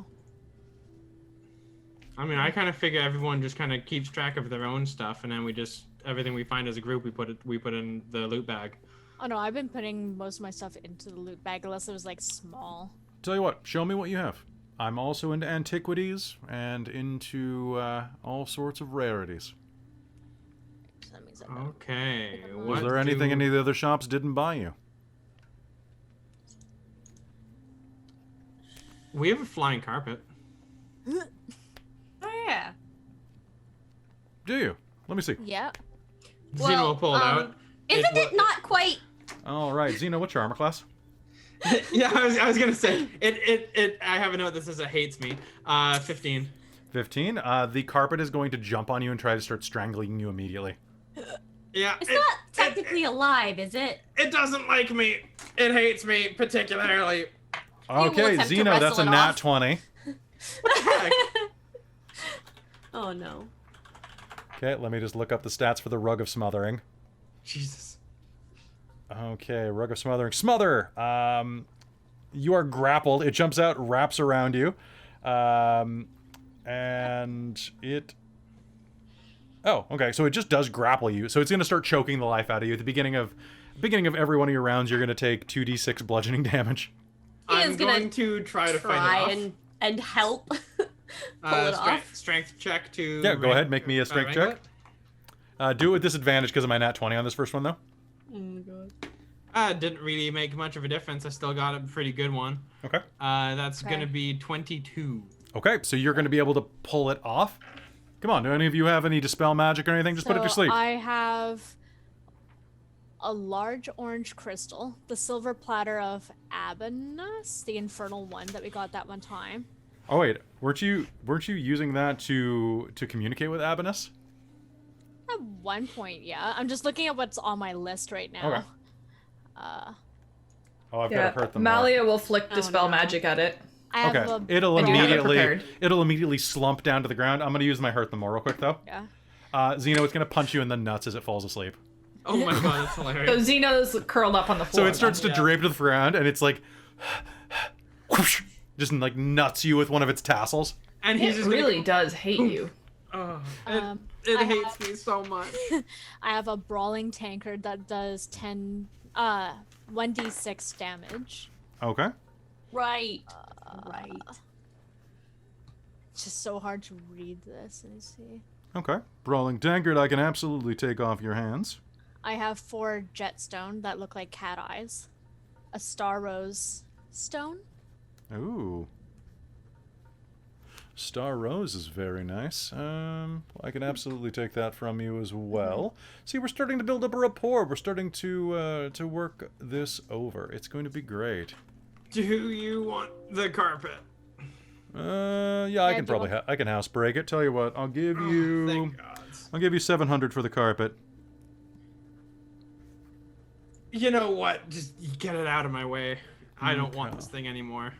All right. So, Star Rose. Let's see. Star Rose will be 150. The jets I can get off of you for 100. The Brawling Tankard will be 350. Okay. What else do you have? So I've got Brawling Tankard, 4 jets, Star Rose, the Angry Carpet. Yeah. I gave Farah my Good Dreams nightcap, but I don't know if she still has that or Yeah, not. she still has it. She still got it. Okay. Oh, we have a ceremonial electrum dagger. Ooh, yeah, I remember that one. Ceremonial Electrum Dagger. May I see it? He'll pull it out and hand it over. Okay, I can do this for 100. I have a Koatoa tribal necklace. I can take that for 10, just for fun. It was fun. It let us go underwater and breathe, right? Or Oh, is that did it? something else? No, that was potions. You were given potions. Oh. You just looted the bodies a lot in that dungeon. Oh yeah, right. All right. What else do you have? What else do you have? Do you have, like I said, do you have anything that they wouldn't buy off you anywhere else? A dark blue magic cloak. Ooh, what does the cloak do? Cloak of. I can't read the. Isn't that the cloak? sheet. Isn't that the cloak of protection that gives you +1 to all your saves that you wear? Is that one? I'm reading off of my sheet that I took Probably. a picture of that you have, and it's very, very hard to read on it. I think that's the one that you wear that gives you +1 to your saves. Yeah, you don't You want to should lose keep that. that. Keep that. We have. Well, but the thing is, though, so you've got that cloak of protection, and then you've got the 2 attuned weapons. So that's your max attunement. Yeah, So if so you- you know what? I'll give him the dagger. The dagger? I want to fly. Yeah, because then it also had if I failed in my thing, it would also turn back on me anyways, and I don't want that. So Okay. I'll give up the dagger. All right. So tell you what, I'll take all of this and your dagger. And I can have the fly stone. You can, yes. Yes. Okay. So, Mark, the Koatoa, the dagger, the ceremonial dagger, the carpet, the star rose, the 4 jets, and the brawling tankard, all off your sheet. Okay. You are going to gain an elemental essence shard. Cool. And I am still keeping the silver platter, right? You'll have keep you have the platter still. As an action, you can attach the shard to a tiny object, such as a weapon or piece of jewelry, or detach it. It falls off if your attunement ends. Okay. And what's the rules typically for attunement? Basically, you in my games, you spend about like an hour with it. Oh, well, she's going to spend forever with it. So. Yeah. So you can basically you can fuse this to something on your possession. And if your attunement ends, say like you pass through an anti-magic field, then it would just fall off. Okay. But you can always put it back on. And Yeah, as long as you notice it falls off, right? Like that's one of the things. And what are you calling this one? So this is an elemental essence shard of air. And if you ever need to know, it's from Tasha's book of Tasha's Cauldron, 127. Okay. 127? Mm-hmm. And what it does is it gives you a... Let me just double check to make sure how this works. It gives you... Oh, wait, does this only work... As an action, you can attach. Okay. Roll a d4, consult the elemental essence shards. Determined. When using a meta magic option on the spell while holding or wearing the shard, you can use that property. Wait, can you only use it when as a spell? When you're using magic? That's weird, actually. One sec. I'm gonna cross-reference this with something else. Whoop. Okay. Don't worry, you're still gonna get something. Okay, yeah, because like for that dagger, I want something that's gonna be worth it.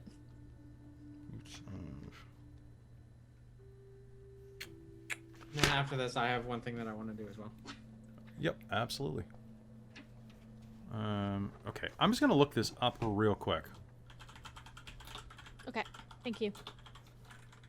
Elemental Essence Shard. What is the deal? As an action?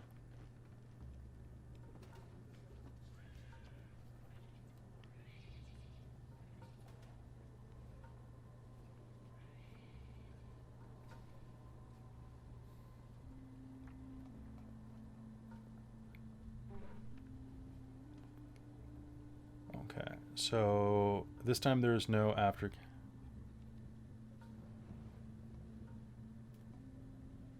Okay, boop, boop, boop. Can you use... Is it just...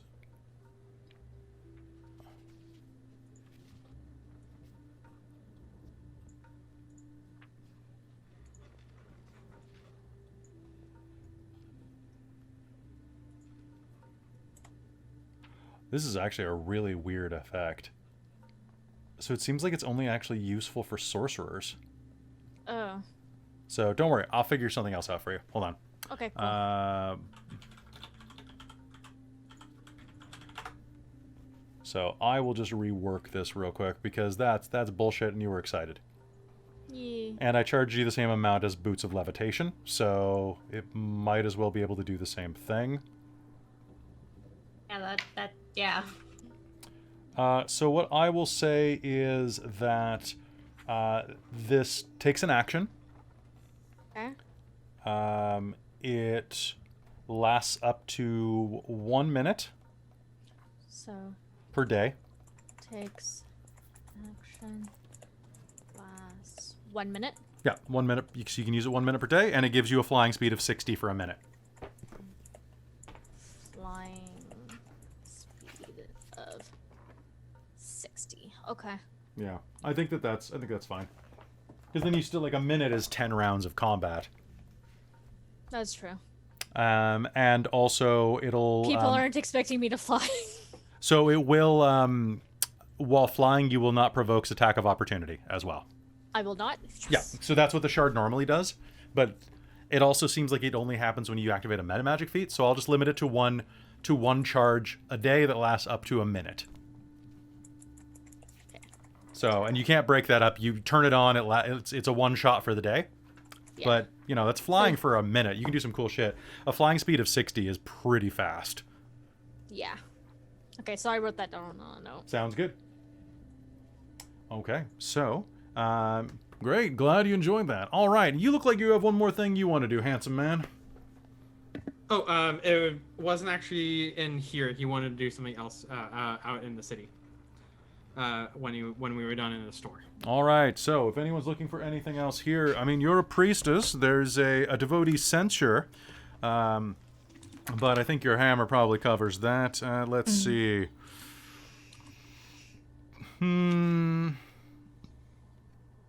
How about...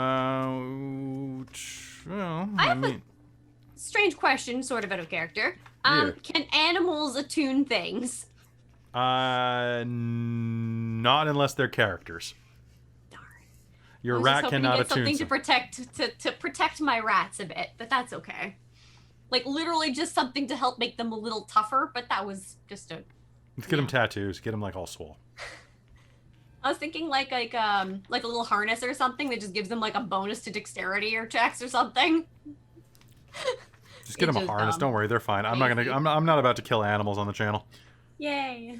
Not unless you ask for it. Like, and I mean that in not a colloquialism. I mean like you ask to, hey, dramatically kill my dog so I can John Wick. Maybe. Maybe not. I'm still a little sad about the mimic. Yeah, I will kill aberrations and monstrosities. That's fair. If it's beasts, not so much. Unless they're whales, because I've seen The Boys. And that was a hell of a scene. Okay. So with that, like, he'll run through some things, but unless there's anything that really, really strikes out at you, like there's some type of magic item that you're looking for, that's what's going to be on sale here. No? Okay. All right. So with that, he'll bid you a fond farewell. Look, if you need anything else, definitely come back by again. You guys are great customers. We will. And with that, you head back out into the streets. Zeno, there's something else that you wanted to do out there? Yeah, so he firstly wanted to go to a smith. Okay. Because he had some weapons that he wanted to offload.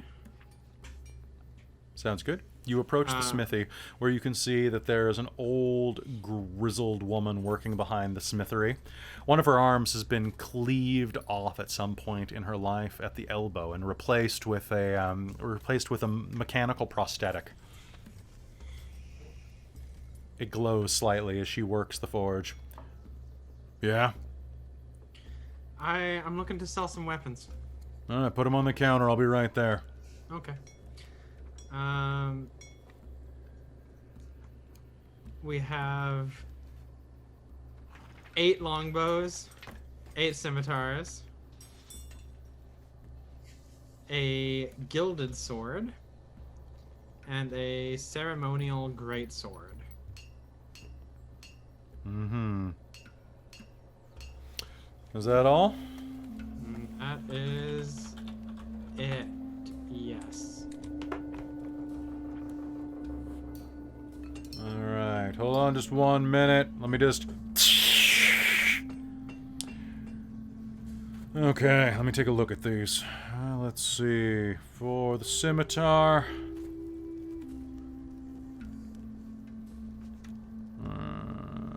I'll round up on this. I'll give you 100 for the 8 scimitars. Longbows. They're not bad. I'll give you 400 for the longbows. Gilded sword isn't terribly useful, but it is pretty. It's well made.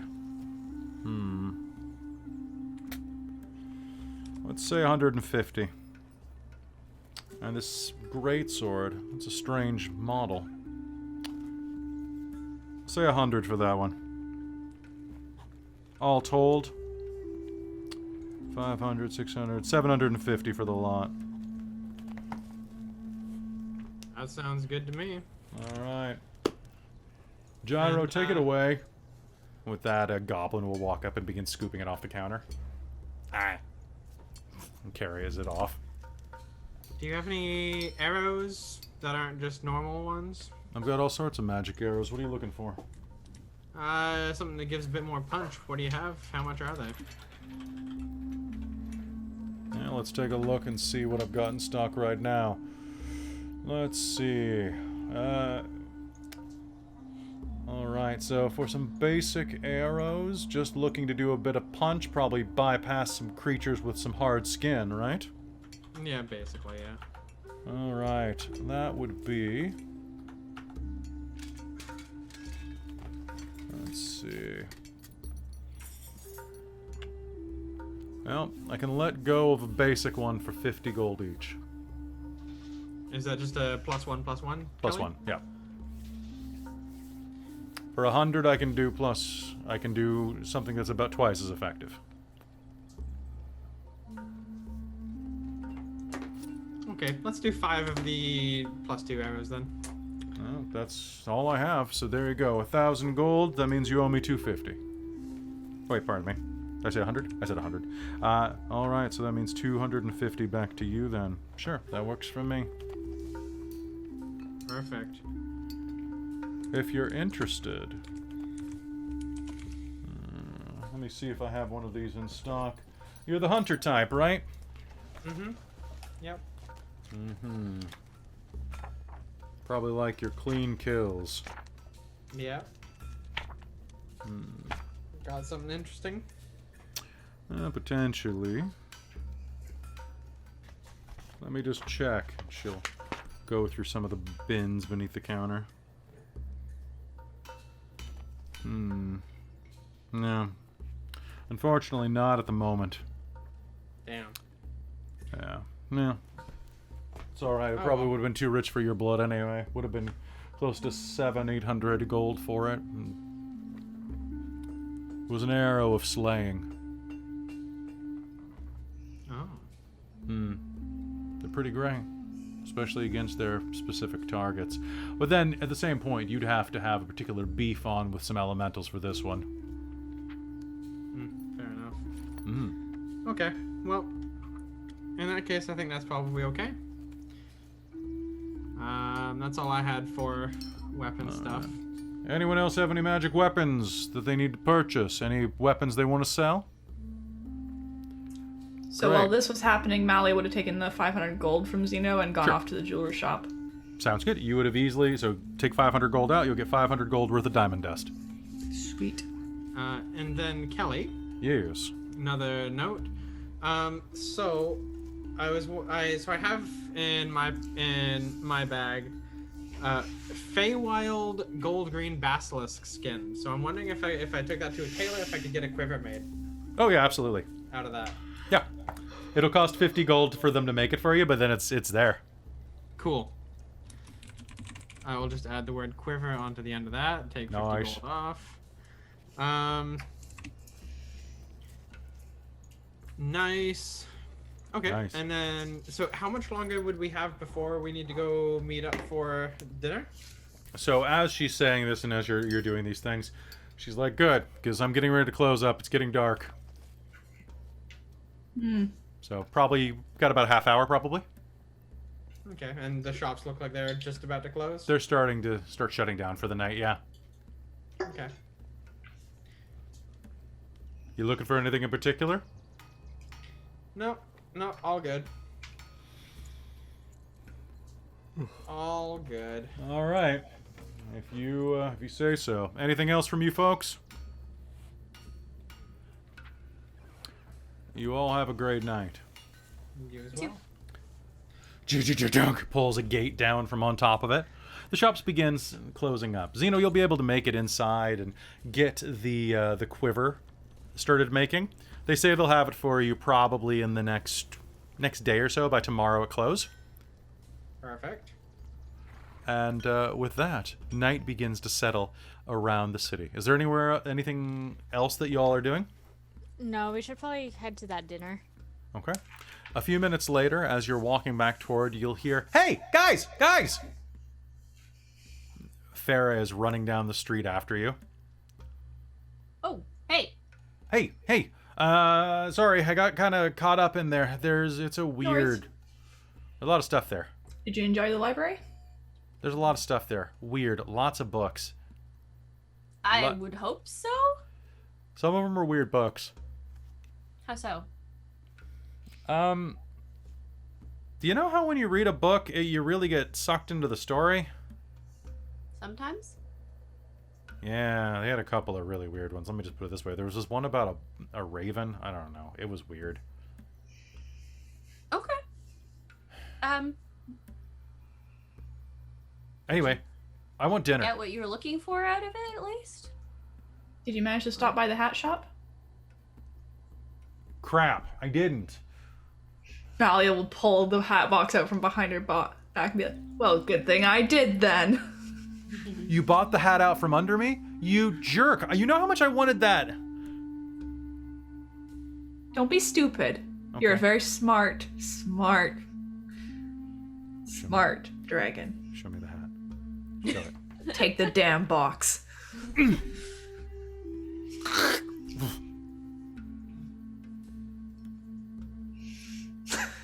Put it rips on over and the think top. of what you want it to look like.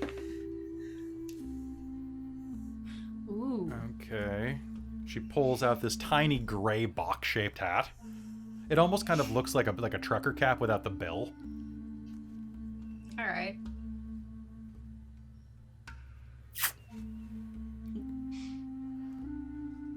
Which MacLeod did test it out in the store. It turns into a giant Carmen Sandiego hat in a bright crimson. Who found the best thing ever? If Cadamus doesn't marry you, I might. It's because I gave you a hug earlier, isn't it?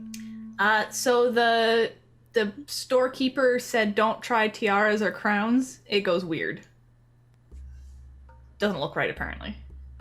She shuts her eyes and focuses for a minute, and then the entire hat begins to go quiver, quiver, quiver, quiver, quiver, quiver, quiver, and turns into a tiara that looks like it is made of yellow rubber with a giant squeaky duck at the front of it. That's definitely weird. These Is that are what you supposed- were trying to do? No, I was trying for the crown jewels of Apesh. Squeaky! I think they were right. Something to do with the open space, apparently. Just the spell work doesn't work quite right. Squeaky! At that point, Xeno will be like, I mean, if you wanted to wear it, you could have just asked me, and Xeno will pull out the a crown. Is it a crown? jewels? I assume. I can't get it to change. Squeaky! And suddenly you'll hear, Oh. nice hat. And from behind you, a duck person walks by, glances up at you, shakes his head, and walks down an alley. Fucking tourists. What? Maybe take it off and put it back on again. Turns back into a gray pillbox. So just don't do tiaras or crowns.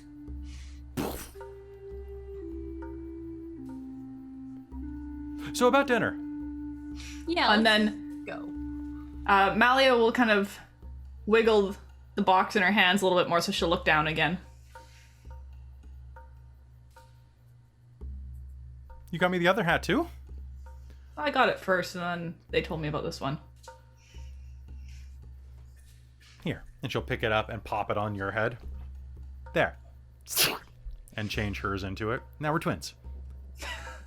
Does it fade into my hair? Absolutely. It looks like you took a severe lump on the head. Like I grew a hat-shaped lump of hair. Mm-hmm. Yep. You're almost dumb enough to date that. Oh, speaking of. Hi! Are we going to dinner yet? You hear from coming down the way as a much-healed Cadamus is coming your direction. I see. What I miss? Yes, we're just heading back now. Not much. Mostly selling stuff. Nice hats. Speaking of, I bet the She's strange. actually- Sorry? Dee actually hasn't gotten any healing done, so she's gonna use some healing whilst they go. Okay, sounds good. Yeah. Ugh. I met the strangest duck. Cadamus will say as you wander off back toward the. A duck. Yeah, said his name was Howard. Something like that. That is not necessarily what I have expected for a duck name. Mm-hmm. Yeah, said he was from out of town. Seemed to know Edagon. That was weird. Anyway, looking forward to dinner. And with that, Yes, food would be good. And Kelly, I sent you a secret message on Zoom chat. you did. Okay. Are you still wanting to do that now? Yeah, because he would have wanted to do that before that last scene. Okay. So he probably looks a little dejected at the moment. Okay, so we'll say that you went and did that, and Okay, you picked cool. up something like that. But I think right now we are going to go to a quick break. So, folks, don't go anywhere. We're going to be right back after these words from us, because we're here.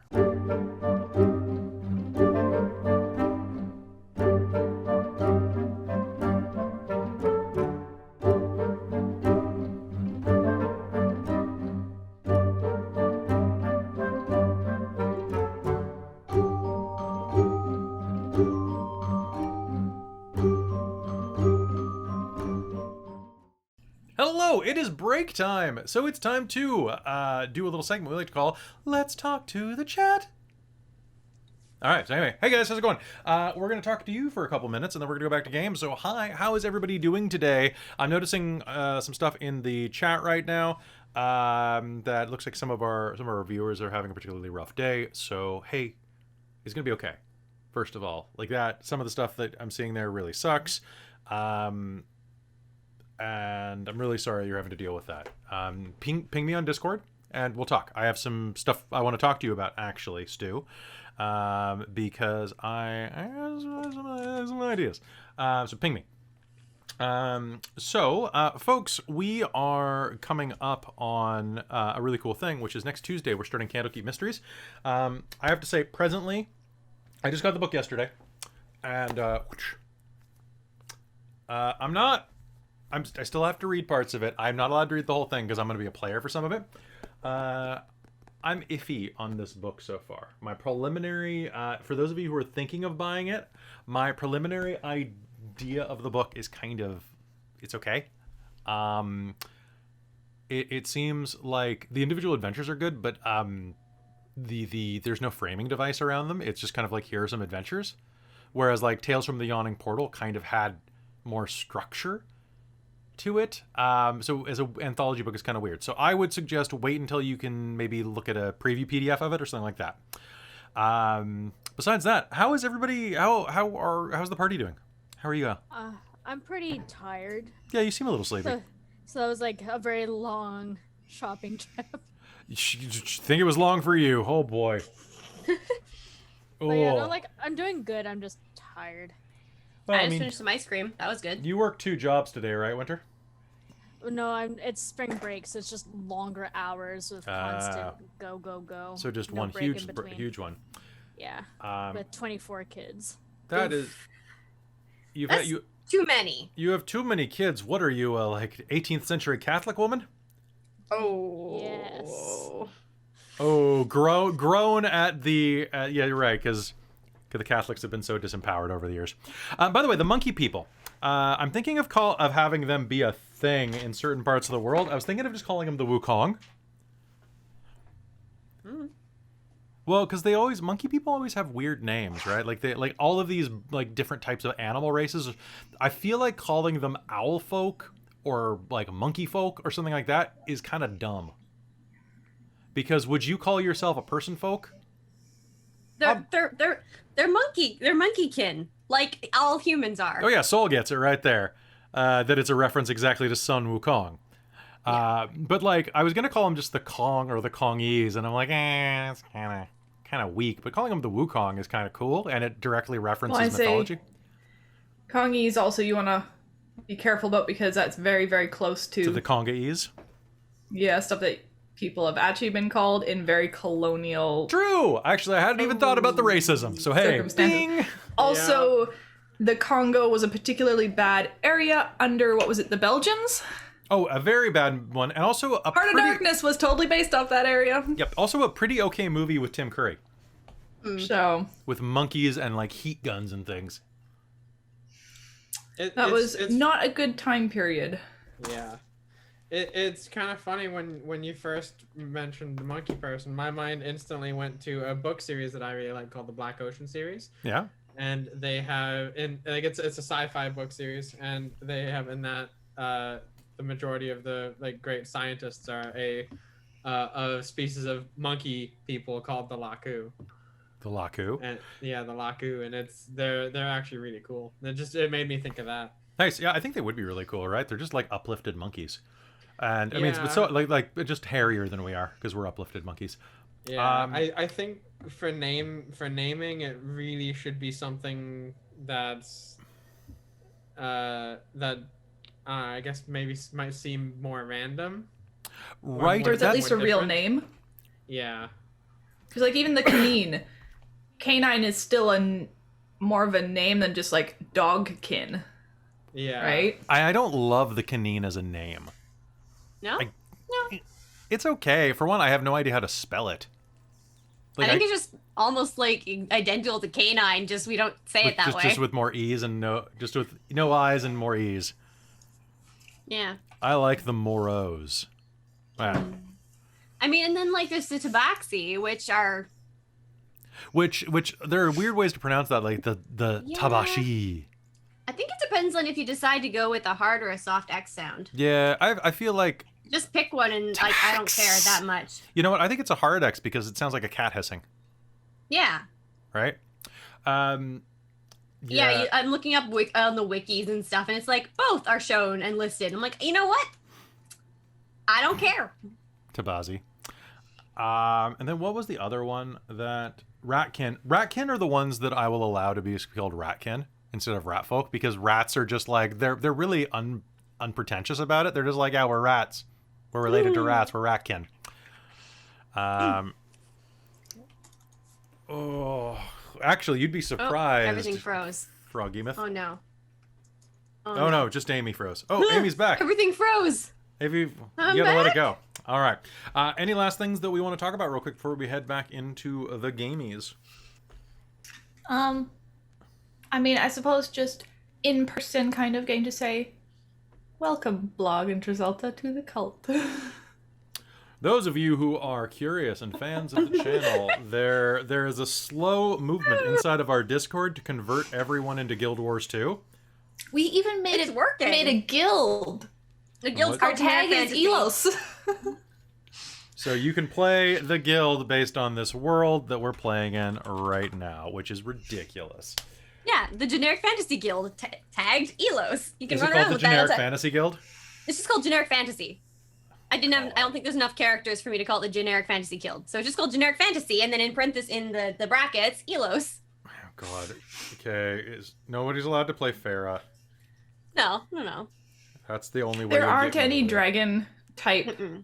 There aren't any dragons. Races? That's why I'm not in this stupid game. No, there's dragons. Oh, there's dragons. They're just mean they're dragons. evil. But they're not sexy. they're just not big and sexy forces little of like nature. dragonkin. However, there are lots of different things that you can wear that I have a feeling we could get somebody looking pretty damn close to Farah in that game. Probably All right, yes. well, I would maybe. probably base her off of a human to start with. Yeah, humans have best fashion wars. For, Yeah. yeah. See, I'm always too distracted with Elite Dangerous to do any other game. No, that's fair. That's fine. Like, We that's didn't your intend to. We just somehow managed to pull all these people in. That's really funny. name. I was like, It just kind of happened, and then all of a sudden it was happening. So, and people started throwing the cult word around. So I'm like, okay, sure, I'll wallow embrace in that. it. One of us. One of us. It looks like the chat seems to think that Wukong is a good one. Yeah, that sounds good. You don't see a Yeah, it's class like- that specializes. What about monks? There aren't monks. Oh, you're talking about in Guild Wars. I was like, what are you guys talking about? What the hell, Amy? You're gonna run a game on the channel sometime in the next couple of months. What the hell should I play? Should I play should I play a halfling monk? And it, just like yeah. throw motherfuckers around? Just be like, what the? Yeah. Throw hams. Just throw hams. Just throw hams. But I also could be like a full metal wizard and just be a dwarf dressed in plate mail who goes around going lightning bolt, lightning bolt. True. I Yes. do like the halfling monk idea though, because we don't see a lot of monks on the channel. This is true. We only had one. That We was Robin's Tabaxi, wasn't it? Was she a monk? Well, we also Briefly had in Extra Life and Jason. I was calling him Jareth in my head. I'm like, whatever the hell. We his had name the that's- half-orc monk Oh, that's Oh, true. that's true. in Vandalia. Corlin Jade just- Fist. Thank you very much. I just keep thinking that Corlin was just a magical girl, so my brain didn't put the two and two She together. was a magical girl monk. with a battle axe as her monk weapon. Necro, I'm going to be playing a wizard Goliath potentially in Candlekeep, actually. Also, she was damn good at catching projectiles and throwing them back. Which is my favorite. I love that meme I just saw where it was like, enemy shoots a ballista, my monk catches, my turn. With like the Iron Man Mach 1 armor. Okay. Daredevil Thief got close combat strikes with his rad. All right, folks, so we are going to hop back into game now. Stretch your pecs. Flex. Time Flex. to D&D. run D&D. I don't have much to flex. I got some stuff with flex. Just a little bit. It's hard to tell with my shirt on, though. And Twitch won't let you take it off. So, hey.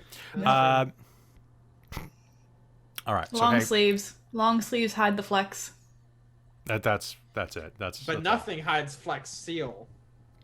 What? Never mind. Billy Mays here with an exciting new deal. Okay. Something is coming down the highway in the distance that's just making the loudest noise. It was actually really funny. Like a little while ago, a helicopter flew overhead from my house. You could hear And it on then a mine. couple minutes later, I heard it come through yours. And I'm Yeah. like, hey, I bet that's I the heard same that. helicopter. Because we live within like 5 miles of each other. There was just so a bit of a Yeah. bang just now.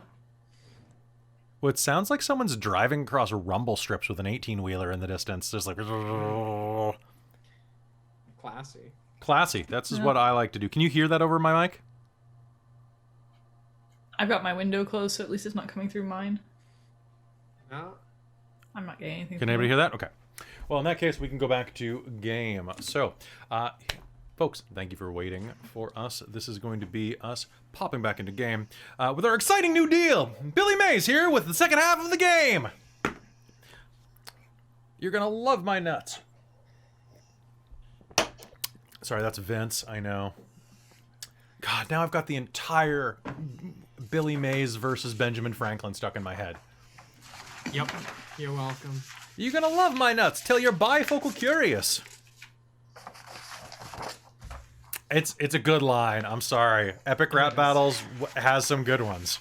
Yeah, they do. I really like the Gordon Ramsay, Julia Child one. It's so good. It's so good.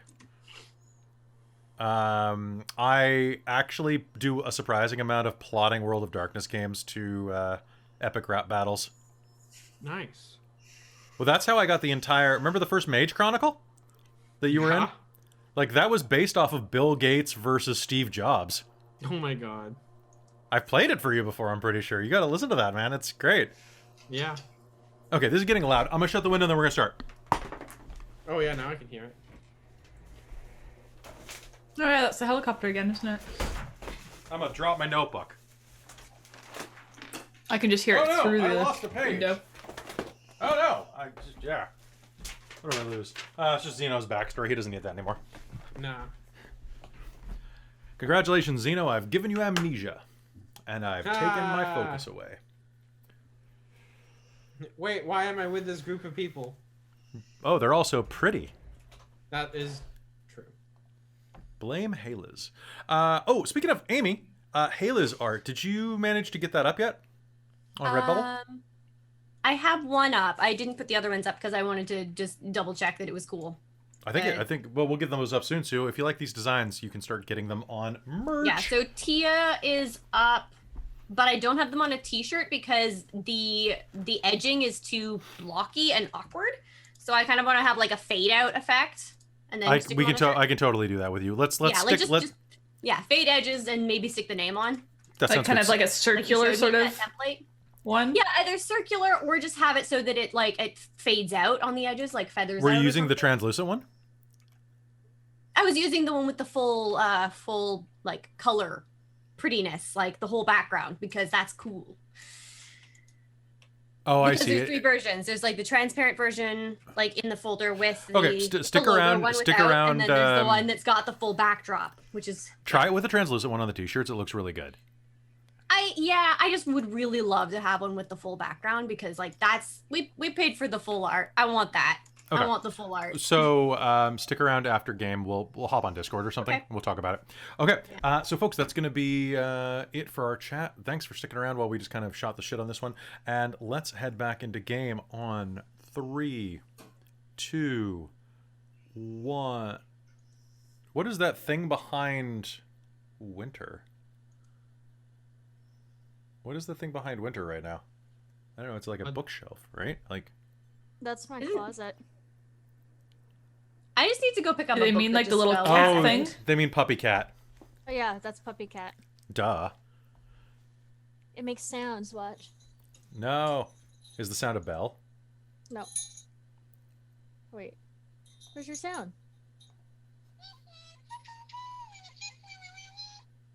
Oh, isn't that from Bee and Puppy Cat? Yeah. Which has a Yeah. new show now? Does it? False. I think Does it it has not? been like it's been like waiting for years. That's Yeah, weird. that's my puppy cat. I got it from AR a couple of years ago. Oh, wow. When things used to be a thing. Okay. All right, so folks, let's hop back into game now. 3, 2, 1. Hello, and welcome back to the Shards of Nyrn here on Dork Tales. The rest of your night is relaxing. Following each other inside, you head into the main pavilion again. And soon find yourself inside of a comfortable dining hall. It's unusual for the dining halls that you're used to. The table is long and thin, and positioned only about 3 feet off the ground. Instead of chairs, there are these lavishly cushioned stools that you sit on. Those of you with any knowledge of culture can make me a history roll.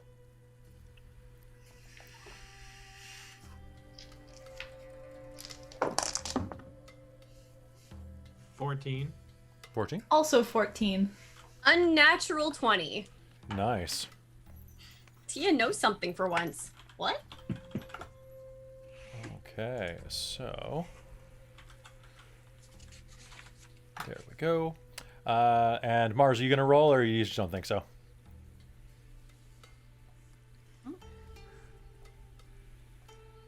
No? Nah.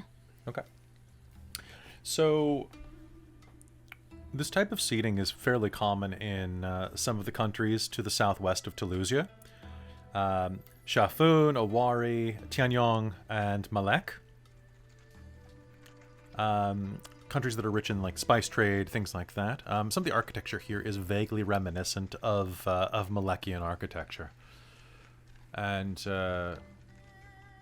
although, as far as you've understood, the Awari tend to use floors and cushions rather than stools.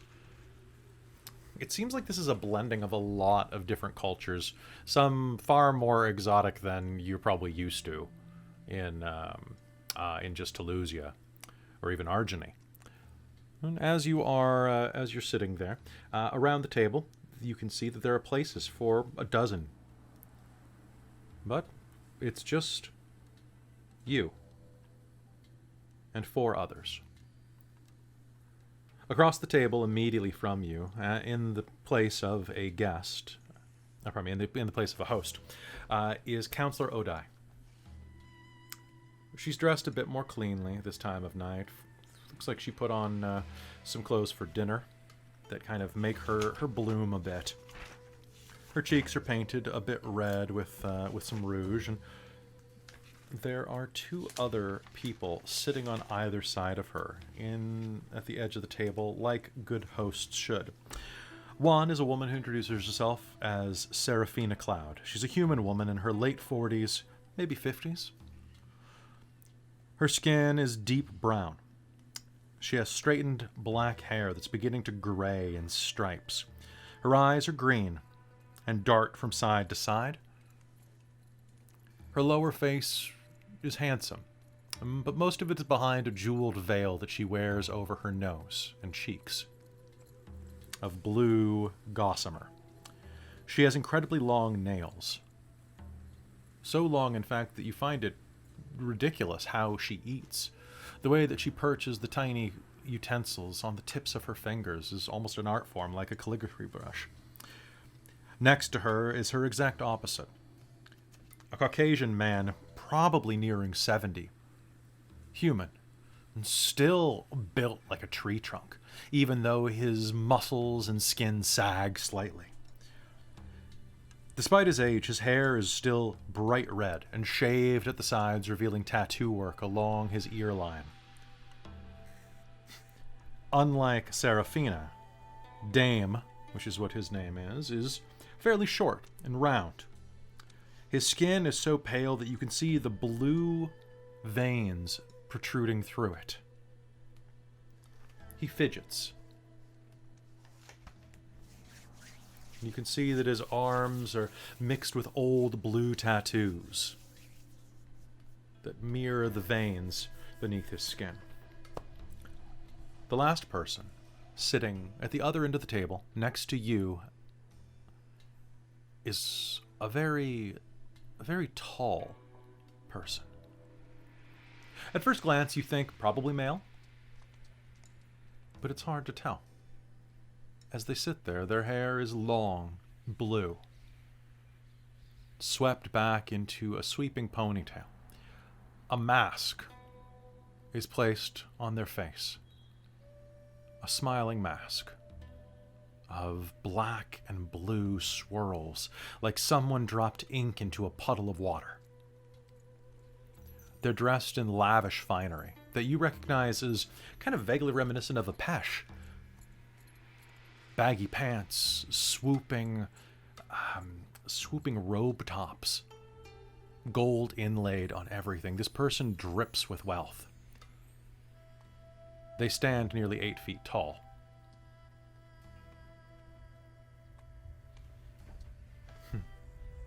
And as you sit down, a lavish meal of various curries and rice dishes, all vegetarian actually, is served in front of you.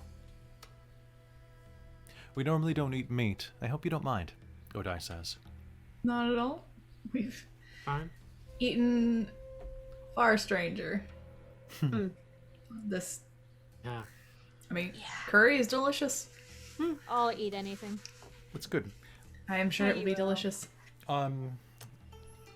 Our initial founders were from some of the lands to the southeast, and the original people of what's now known as Dione. So, Odai smiles and recounts a little bit of the history and how the original buildings on top of the island, when it was colonized, were wizards from Renai, the continent that those countries are in. Of course, there is Telesian influence. You can see that in some of the architecture. But the capital itself is largely inspired. You'll probably see some of the architecture if you ever head down. It's one of my favorite. Now, I did want to say really quickly before we begin that several of our members are not present. Kotara, Ceres, Choshen, Valmek, and Akron all send their regards and wish that they could be here on behalf of the council. Unfortunately, our council is normally a 9-person affair. Presently, we only have 8 people sitting. 2 of them are away on performing various tasks around the continent. And as is our custom, at any given time, a third of us are down below, doing research, investigation, and diplomatic work. I see. So that just leaves the 3 of us. As you already met, I am Odai, and of course Serafina is one of our more potent members, a transmuter, and Dame is a rune master. And this is another one of our guests here, and the reason why I invited you to dinner. This is this is our friend, Kleros.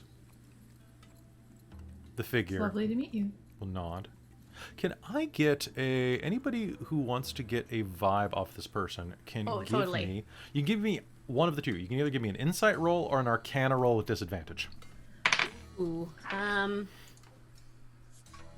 17 on insight. gonna do the Arcana. I'm gonna do insight. Okay. Dirty 20.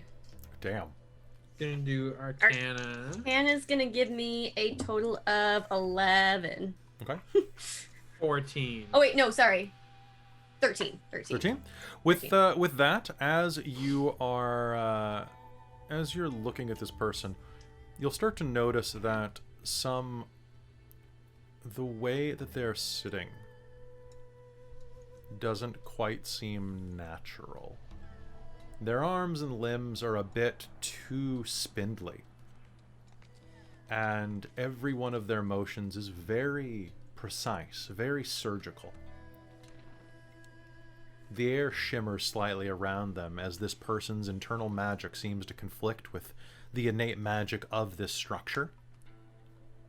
And occasionally you'll just see a bit of the person's body bulge out of the corner of your eye.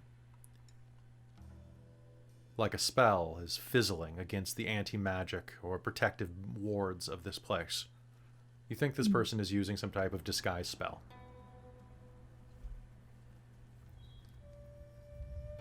Now, as for you, Mars and Malia, this person seems very, very quiet, very secretive, but also fairly mirthful. You think at once, as you look at this person, the first thing that you get a vibe is thinking that they're a shit disturber. When you were describing them earlier, is there anything that makes me think of our blue dragon friend that we met before? Your blue dragon friend? Yeah. Or Or no, is that I would straight say off? I would say not. No, not off the top of your head. Okay. No. That was just me thinking like, Oh. Hi, Summoners Network. Thanks for rating us. I appreciate it. Oh, hello, Raid. That was a big or one. someone familiar. You're getting someone kind you- of the vibe of the trickster priest. That's okay. Graz? Yeah, well, that's not his real name, but yeah. No, but that's still just what I wrote down on my sheet forever ago. So I that never remember what was his name was. Jirthus. Jirthus. Okay, I'm gonna write that down. There you go. And I typed the names in the chat so you know who's who. Okay, cool. But you're thinking a shit disturber. You think that, but what you will sense as you're looking at this 8-foot tall individual wearing the mask is that they are they're a shit disturber, but they also are nervous to be here. You'll notice a slight fidgeting of the thumbs as they sit atop their stool. And it's at that point that as you look at them, you'll hear the stool begin to kind of protest. Now, these stools are made of fine wood craftsmanship with inlaid metal. And any one of you, Malia, you weigh what, 200 pounds? Probably? Yes, Amy, what's up? Okay, so I want to know if I would put 2 and 2 together because part of me suspects that this is a dragon. Okay. Because someone showed up on a dragon, the dragon left, quote unquote, and here's someone who's 8 feet tall that's got some sort of transmutation magic going on. To fit inside the room. That's so that fair. poor stool's like And so, does this seem like a logical leap, or at least a semi-logical leap that could You be see, made? Could be, it could be. That's what I was thinking. It's like something dragony. Okay, So all right, so- the dragon friend. Are you starting to get nervous? No. I mean, Tia's just curious. She's like, wait a second. This room, the figure says, I don't like it. It's constrictive. Now, mind you, the room that you're in right now is an ornate hall of bright redwood. It's all hardwood, gloriously shined, lit by internal sconces of magical energy. It's a good 80 feet long and about 30 feet wide, with these, not glass, but these strange screens of magical energy that prevent insects from flying in, looking out over these beautiful gardens and pavilions outside. The roof itself is 20 feet tall here, and is draped with all forms of fabric and mosaics. This is a gorgeous room to eat dinner in. Odai leans forward. Kleros, if it would be better, you can make yourself more comfortable. We have nothing to hide. We're all friends here. If you insist. And with that, the body will scoot the stool back, leaving deep gouges in the floor as he scoots his chair back almost 6 feet. Tia's trying not to straight up just be staring, but she's kind of like side glancing. Like, doop-de-doop, this is normal. He'll reach up and put his hand on his mask, and as he does, he will just... pull it off his face with an audible pop. And suddenly, there will be just an explosion of pinkish blue magical energy. And you will be looking at a 24-foot tall giant crouched on a stool. Ooh.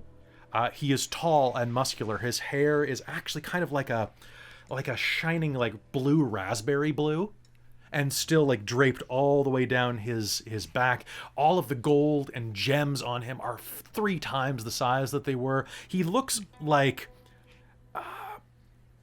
honestly, he looks like he fell into the Cave of Wonders and came up with all of like his clothing covered in gems and gold. Oh my.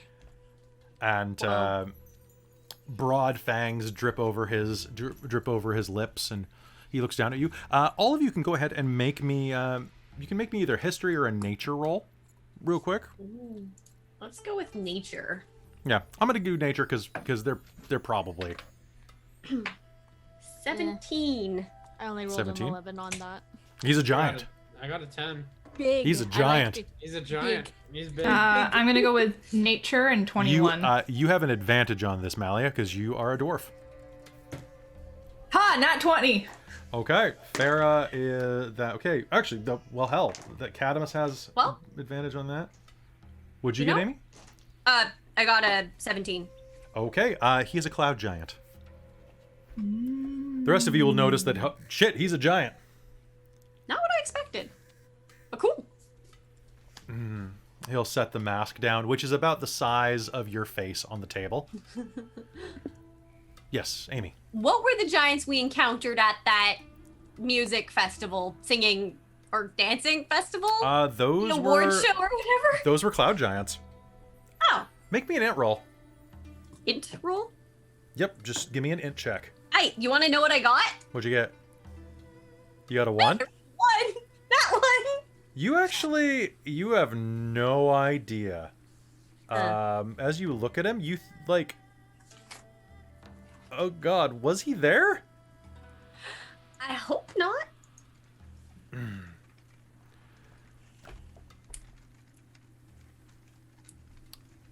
And please, Kleros, these are the ones that we spoke of. You can share everything.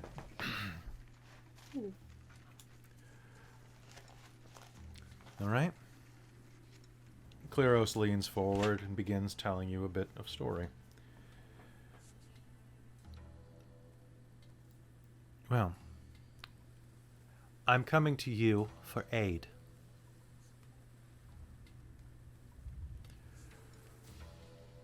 My master has gone insane, and I wish for your help resolving this problem. I heard that Nothing Ventured was here, and I originally sought the help of the council, but since your long and vaunted history precedes you, I was hoping that you could help instead. Do you think you would be able to?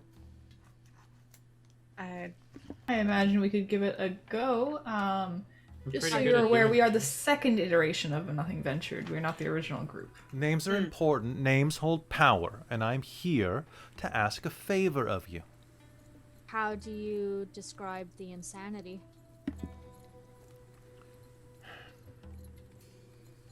My master is a storm giant named Zikaros.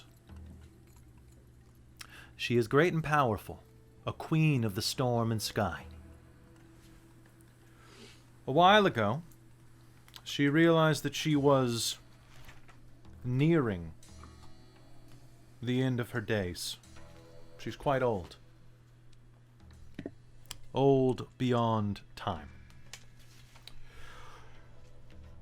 She sought to increase her lifespan through any means necessary. To undergo a process called quiescence. A quickening. To become one with the storm. She became obsessed with this. She believed that by claiming domain over the highest mountain on Elos, she would be able to transcend the mortal flesh and become one with storm. For the past 60 years, we have been hunting for the greatest mountain and highest peak. None of them were ever good enough on this land. However, the highest mountain was not found on Elos, but floating above it. I see. The Queen has seized Mount Epistos, the one to the north of here.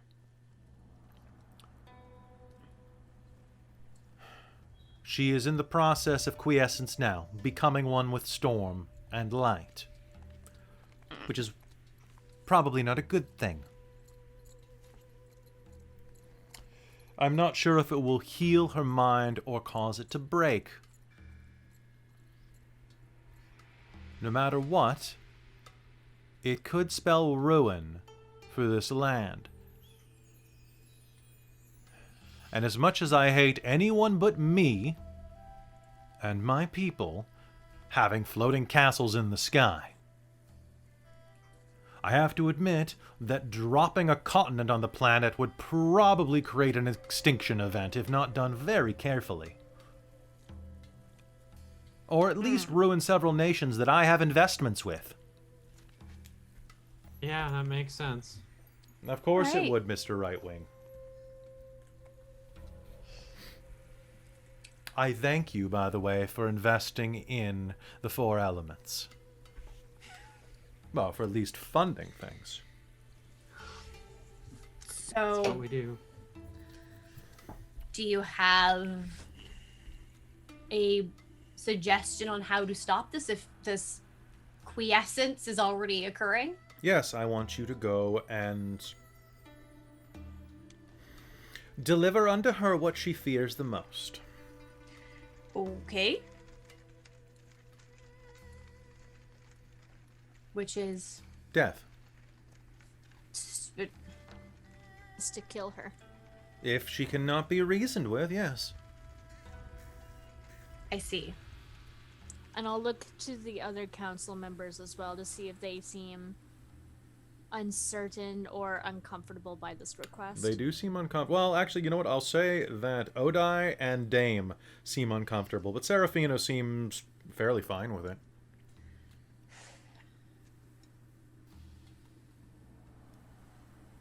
I'm willing to pay.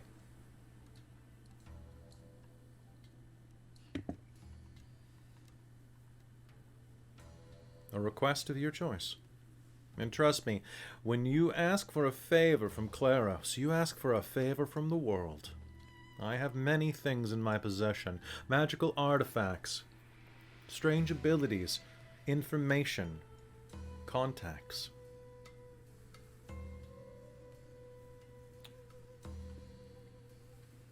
Or I I'm could fine just with it if you are. owe you one. I'm in. Yeah, I mean, I don't want to see any of these islands get dropped out of the sky. I have a yes. Ideally, you would be able to convince her otherwise. Counselor Odai has honored my request and assembled a small team. Correct? Yes, absolutely so, Odai says. I have a team of 4 of some of my best problem solvers. Well, 3 of them, and 1 who's come in from off-continent specifically for this. I would like it if you could accompany them. Unfortunately, presently, most of our most powerful mages are either off-land or are solving other problems. It's a surprisingly large and troublesome continent. We've had a recent issue with rocks. It's been quite bad, actually.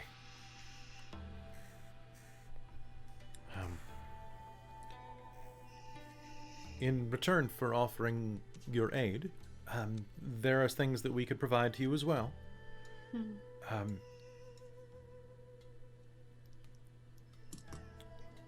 I know that this may sound strange, but when we heard you were approaching, we contacted an ally of the court to check on you, to make sure that you were everything that you were supposed to be. What does that mean? I'm assuming, Tia, that we were not scam artists. Yes. Charlatans. Right. We are a nation wealthy with magic and not much else. I see. Many would exploit that to their own ends, but magic is a finite resource. I mean, we have our own reasons for coming here. If we can potentially work together for mutual objectives, I don't see why we shouldn't be able to get along just fine and Of course. all benefit. If you wouldn't mind another person joining, the person who performed the investigation is waiting outside.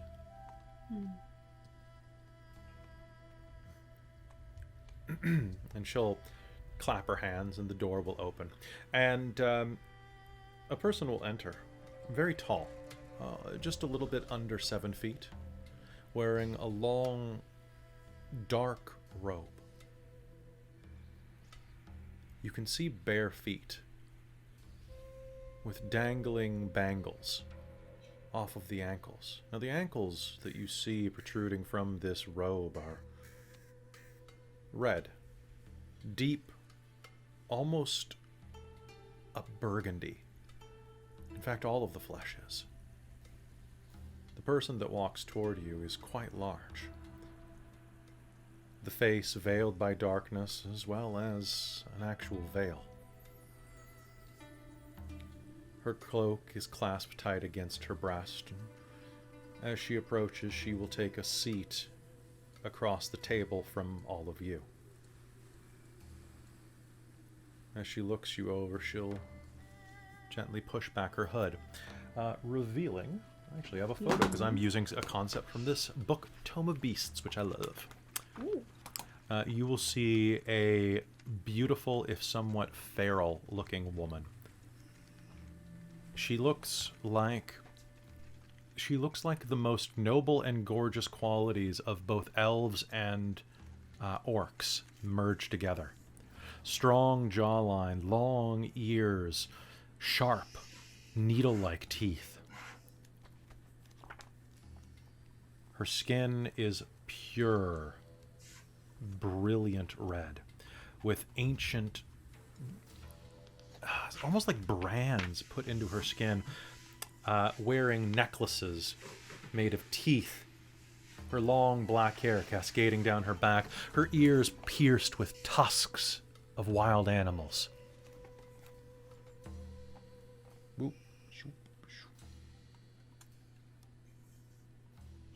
There you go, folks. There we go. I love Tome of Beasts. It's such a good book. This is Rosili. The woman says. My name is Rosili. Anyone who's looking at her right now, you can make me an Arcana roll with disadvantage. Oh yeah. Oh yeah. Yeah. Oh shit! Farrah got double nat 20s. Ah, nice. Holy crap! That's the best feeling, right? How does that even happen? I got a nat 20 as well, but my other one was a 15. I got Yeah. 16. I get a total of 14. I was gonna say I got 14 too, Amy. Did you? So I rolled a 9. looking at her, all of you'll know what she's not. She's not an elf. She's nothing that you've ever seen before. But there's something just kind of that you all got high enough on your roll that it's going to put you ill at ease. There's something about her that seems both primal and sensual and threatening at the same time. You're kind of uncomfortable being around her because you're not sure what you will do in her presence. There's just something about her that kind of overwhelms the senses. And with that in mind, can I get everyone to make me a charisma save? All right. Charisma save, you say? Yes. I was a bit better. I got a 19. 19? Okay, you were fine. I got a 15. 15? You're okay? Charisma save? That's gonna be a 10. Okay. And Malia? I like that the dwarf with a 6 for charisma got 17. Okay. Cadamus and Tia, you are both charmed by her. Hey.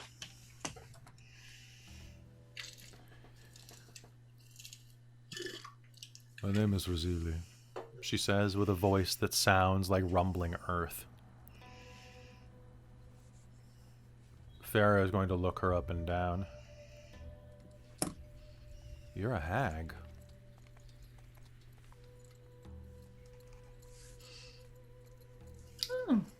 That's a rude thing to say. And you are an elder dragon. It's I mean, not when it's what you are. It's not an insult. she's a Oh, crimson hag. The He's progenitors. gonna like look at her up and down and be like, I don't believe I've ever met a hag. Huh.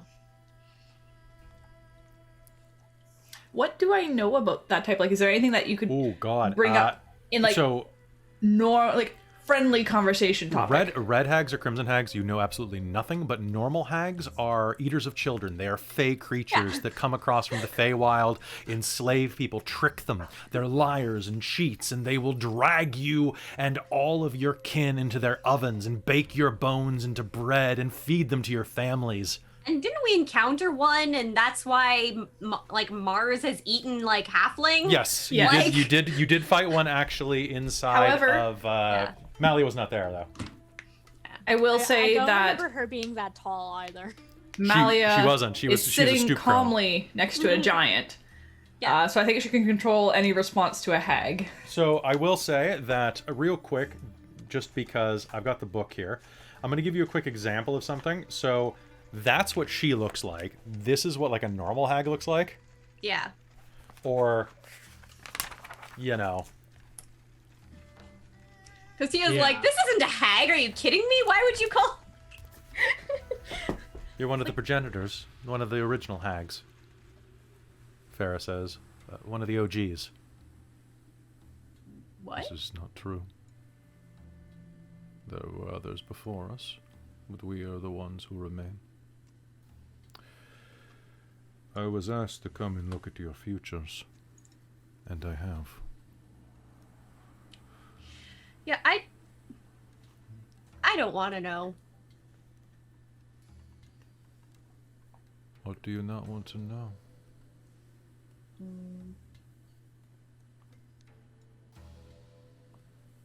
What I You haven't would done not yet. to know. You would not like to know the names of your children, Tia Armstrong. Not if it's not something I haven't done yet. You would not like to know the last words of the last song that you will ever hear. I really don't. That takes out all the excitement and spice. Spoilers. Spoil.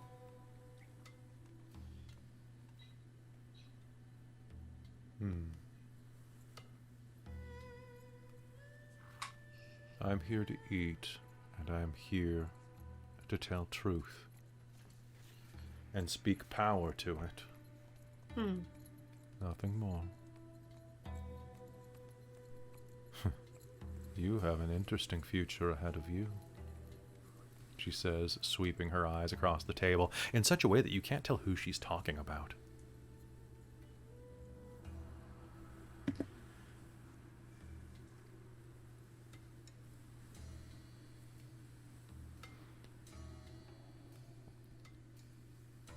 You were saying, Odai says, beforehand, though, about the quest to Mount Epistos.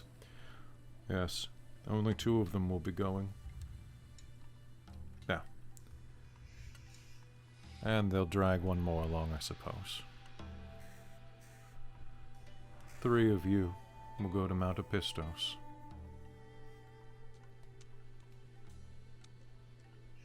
The other 3 will go somewhere else.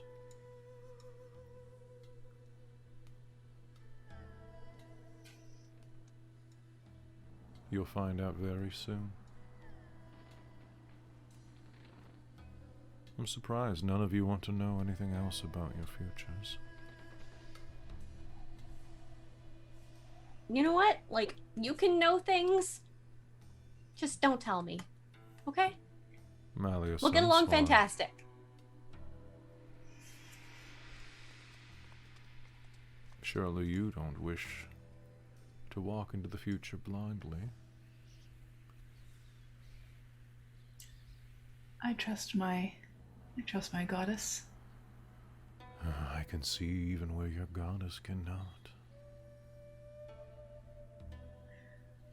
There are few creatures in all of Elos that can pierce the veil of time. I don't need to know. Thank you for the offer. I can just imagine, though, it would make me paranoid and unhappy to wonder when something's coming. You don't wish to know when you meet your true love. No, I believe that would take away the enjoyment of discovering it. Zeno.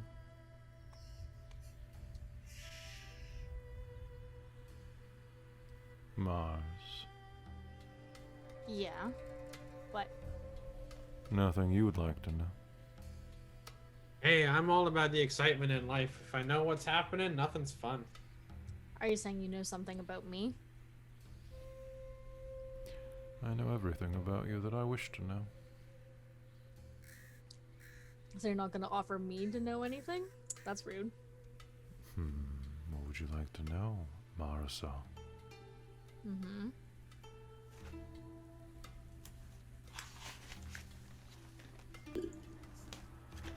Marisol Accardi, from the small town of Mog, raised in a gemcutter's family. Nearly a that's me. penny to scrape together between the boards at night as you slept, listening to your grandfather's stories of the great wide world.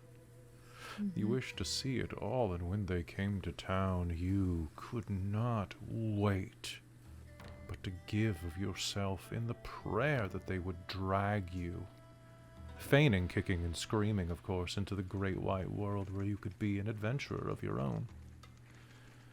You tried to impress them so much by plucking that gem from the statue's forehead,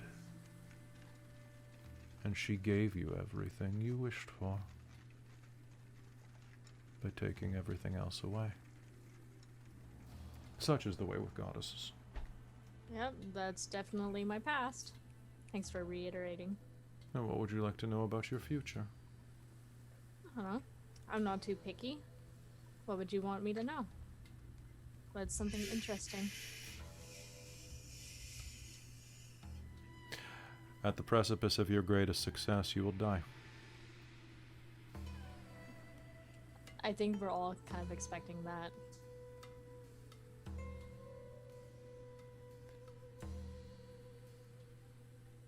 I welcome death. And yet you will be so surprised when it happens. Yeah.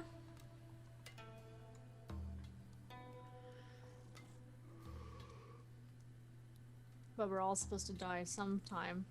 But apparently there's a giant queen that wants to deflect that purpose of life.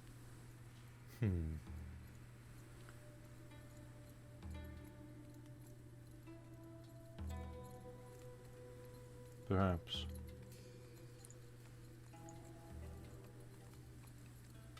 Perhaps.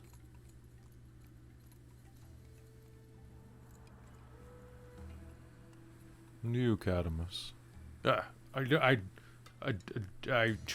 wouldn't deign to ask a question of one so majestic as you.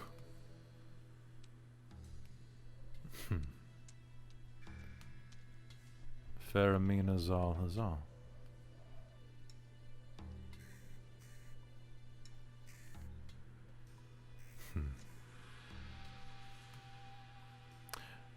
The answer you seek lies below, which is where you will go, and go, and go. Strange for someone who should have been born with wings to fall for so far. The hell's that supposed to mean? Pickles. And she'll begin to eat. Well, now that that's done, perhaps we should enjoy our meal and plan what we're doing. Yeah. So who's going where then? I would give it 10 more seconds. She crunches a pickle. I'll start counting down on my fingers. In the distance, you can hear running footsteps coming down the hall. Suddenly, the door... Assembly! Council, I have word! The door slides open, and a young woman will rush into the room, dressed in a simple mage's outfit. Yes, and who might you be? I am Idla, the one of the apprentice mages from the border countries, stationed in Alderglass. Well, yes, go on with it. Heron's Bugle and Baker's Hole. The villages, they've gone missing. The villages have gone missing? Odai says. Yes. I mean, not the villages themselves, but the people. Most of them, anyway. We found an old man who wasn't fit for travel. He'd been stabbed. And? We brought his corpse back. Spoke with him. He said the town had been razed by Gith. They'd been taken as slaves.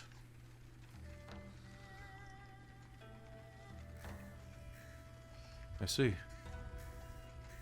Exactly. 3 go up. Where is this? Just past Old Town, near the Naporian Ridge.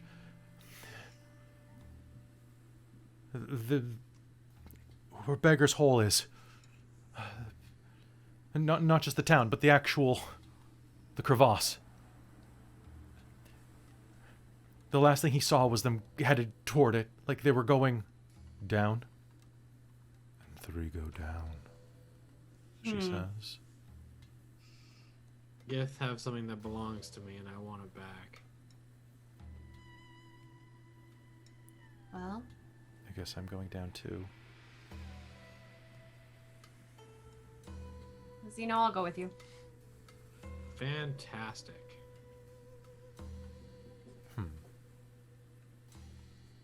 Good. May you enjoy your trip. It will be an As eventful far as you're one. going with me? But does that mean that should I go with you too? Well, 3. Yeah. Guess you're lucky 3 and number 3. 3. I'll give you this one for free, Malia Sunswan. A wise decision to head up.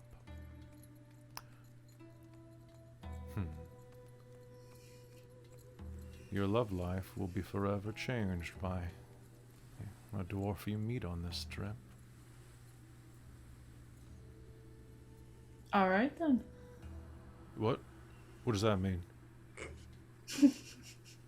What? There's Seen another. a lot of things. When he looks away for a moment, Malia will glance at him, glance at the hag, and kind of raise an eyebrow. You can see nothing. She's not giving nothing away. 2,000 years of life means she don't give nothing away. She got an epic poker face. Epic papa poker face.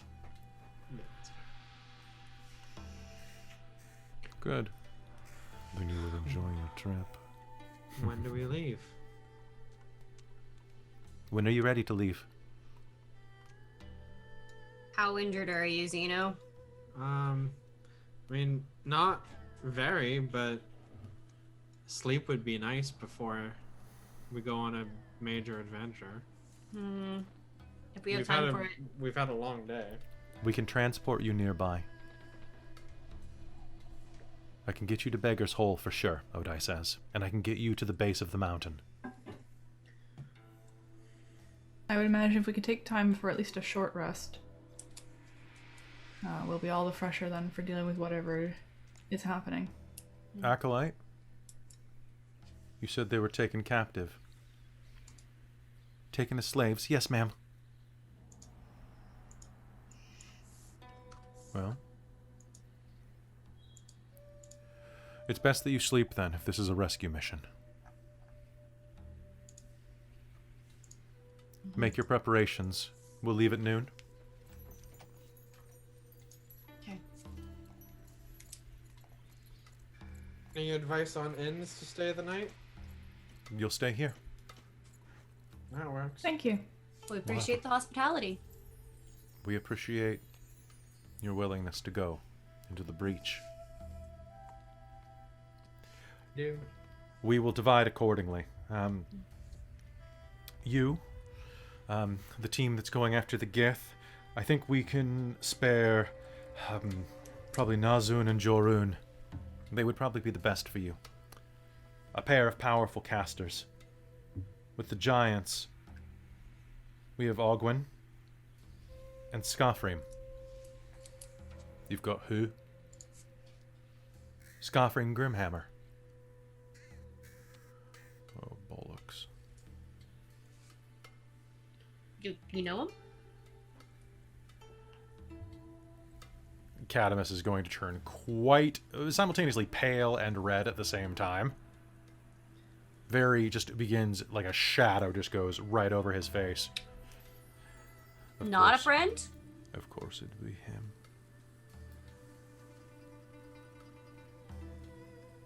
In the meanwhile, you should all get some rest in the meanwhile. Indeed. Good rest and chance to pray would be appreciated. And I do have a morning obligation as part of a trade. Well, at least we don't leave till noon. Yeah. At this, the hag will look across at you. Enjoy your rest. It will be the last one you have. Together for quite a while.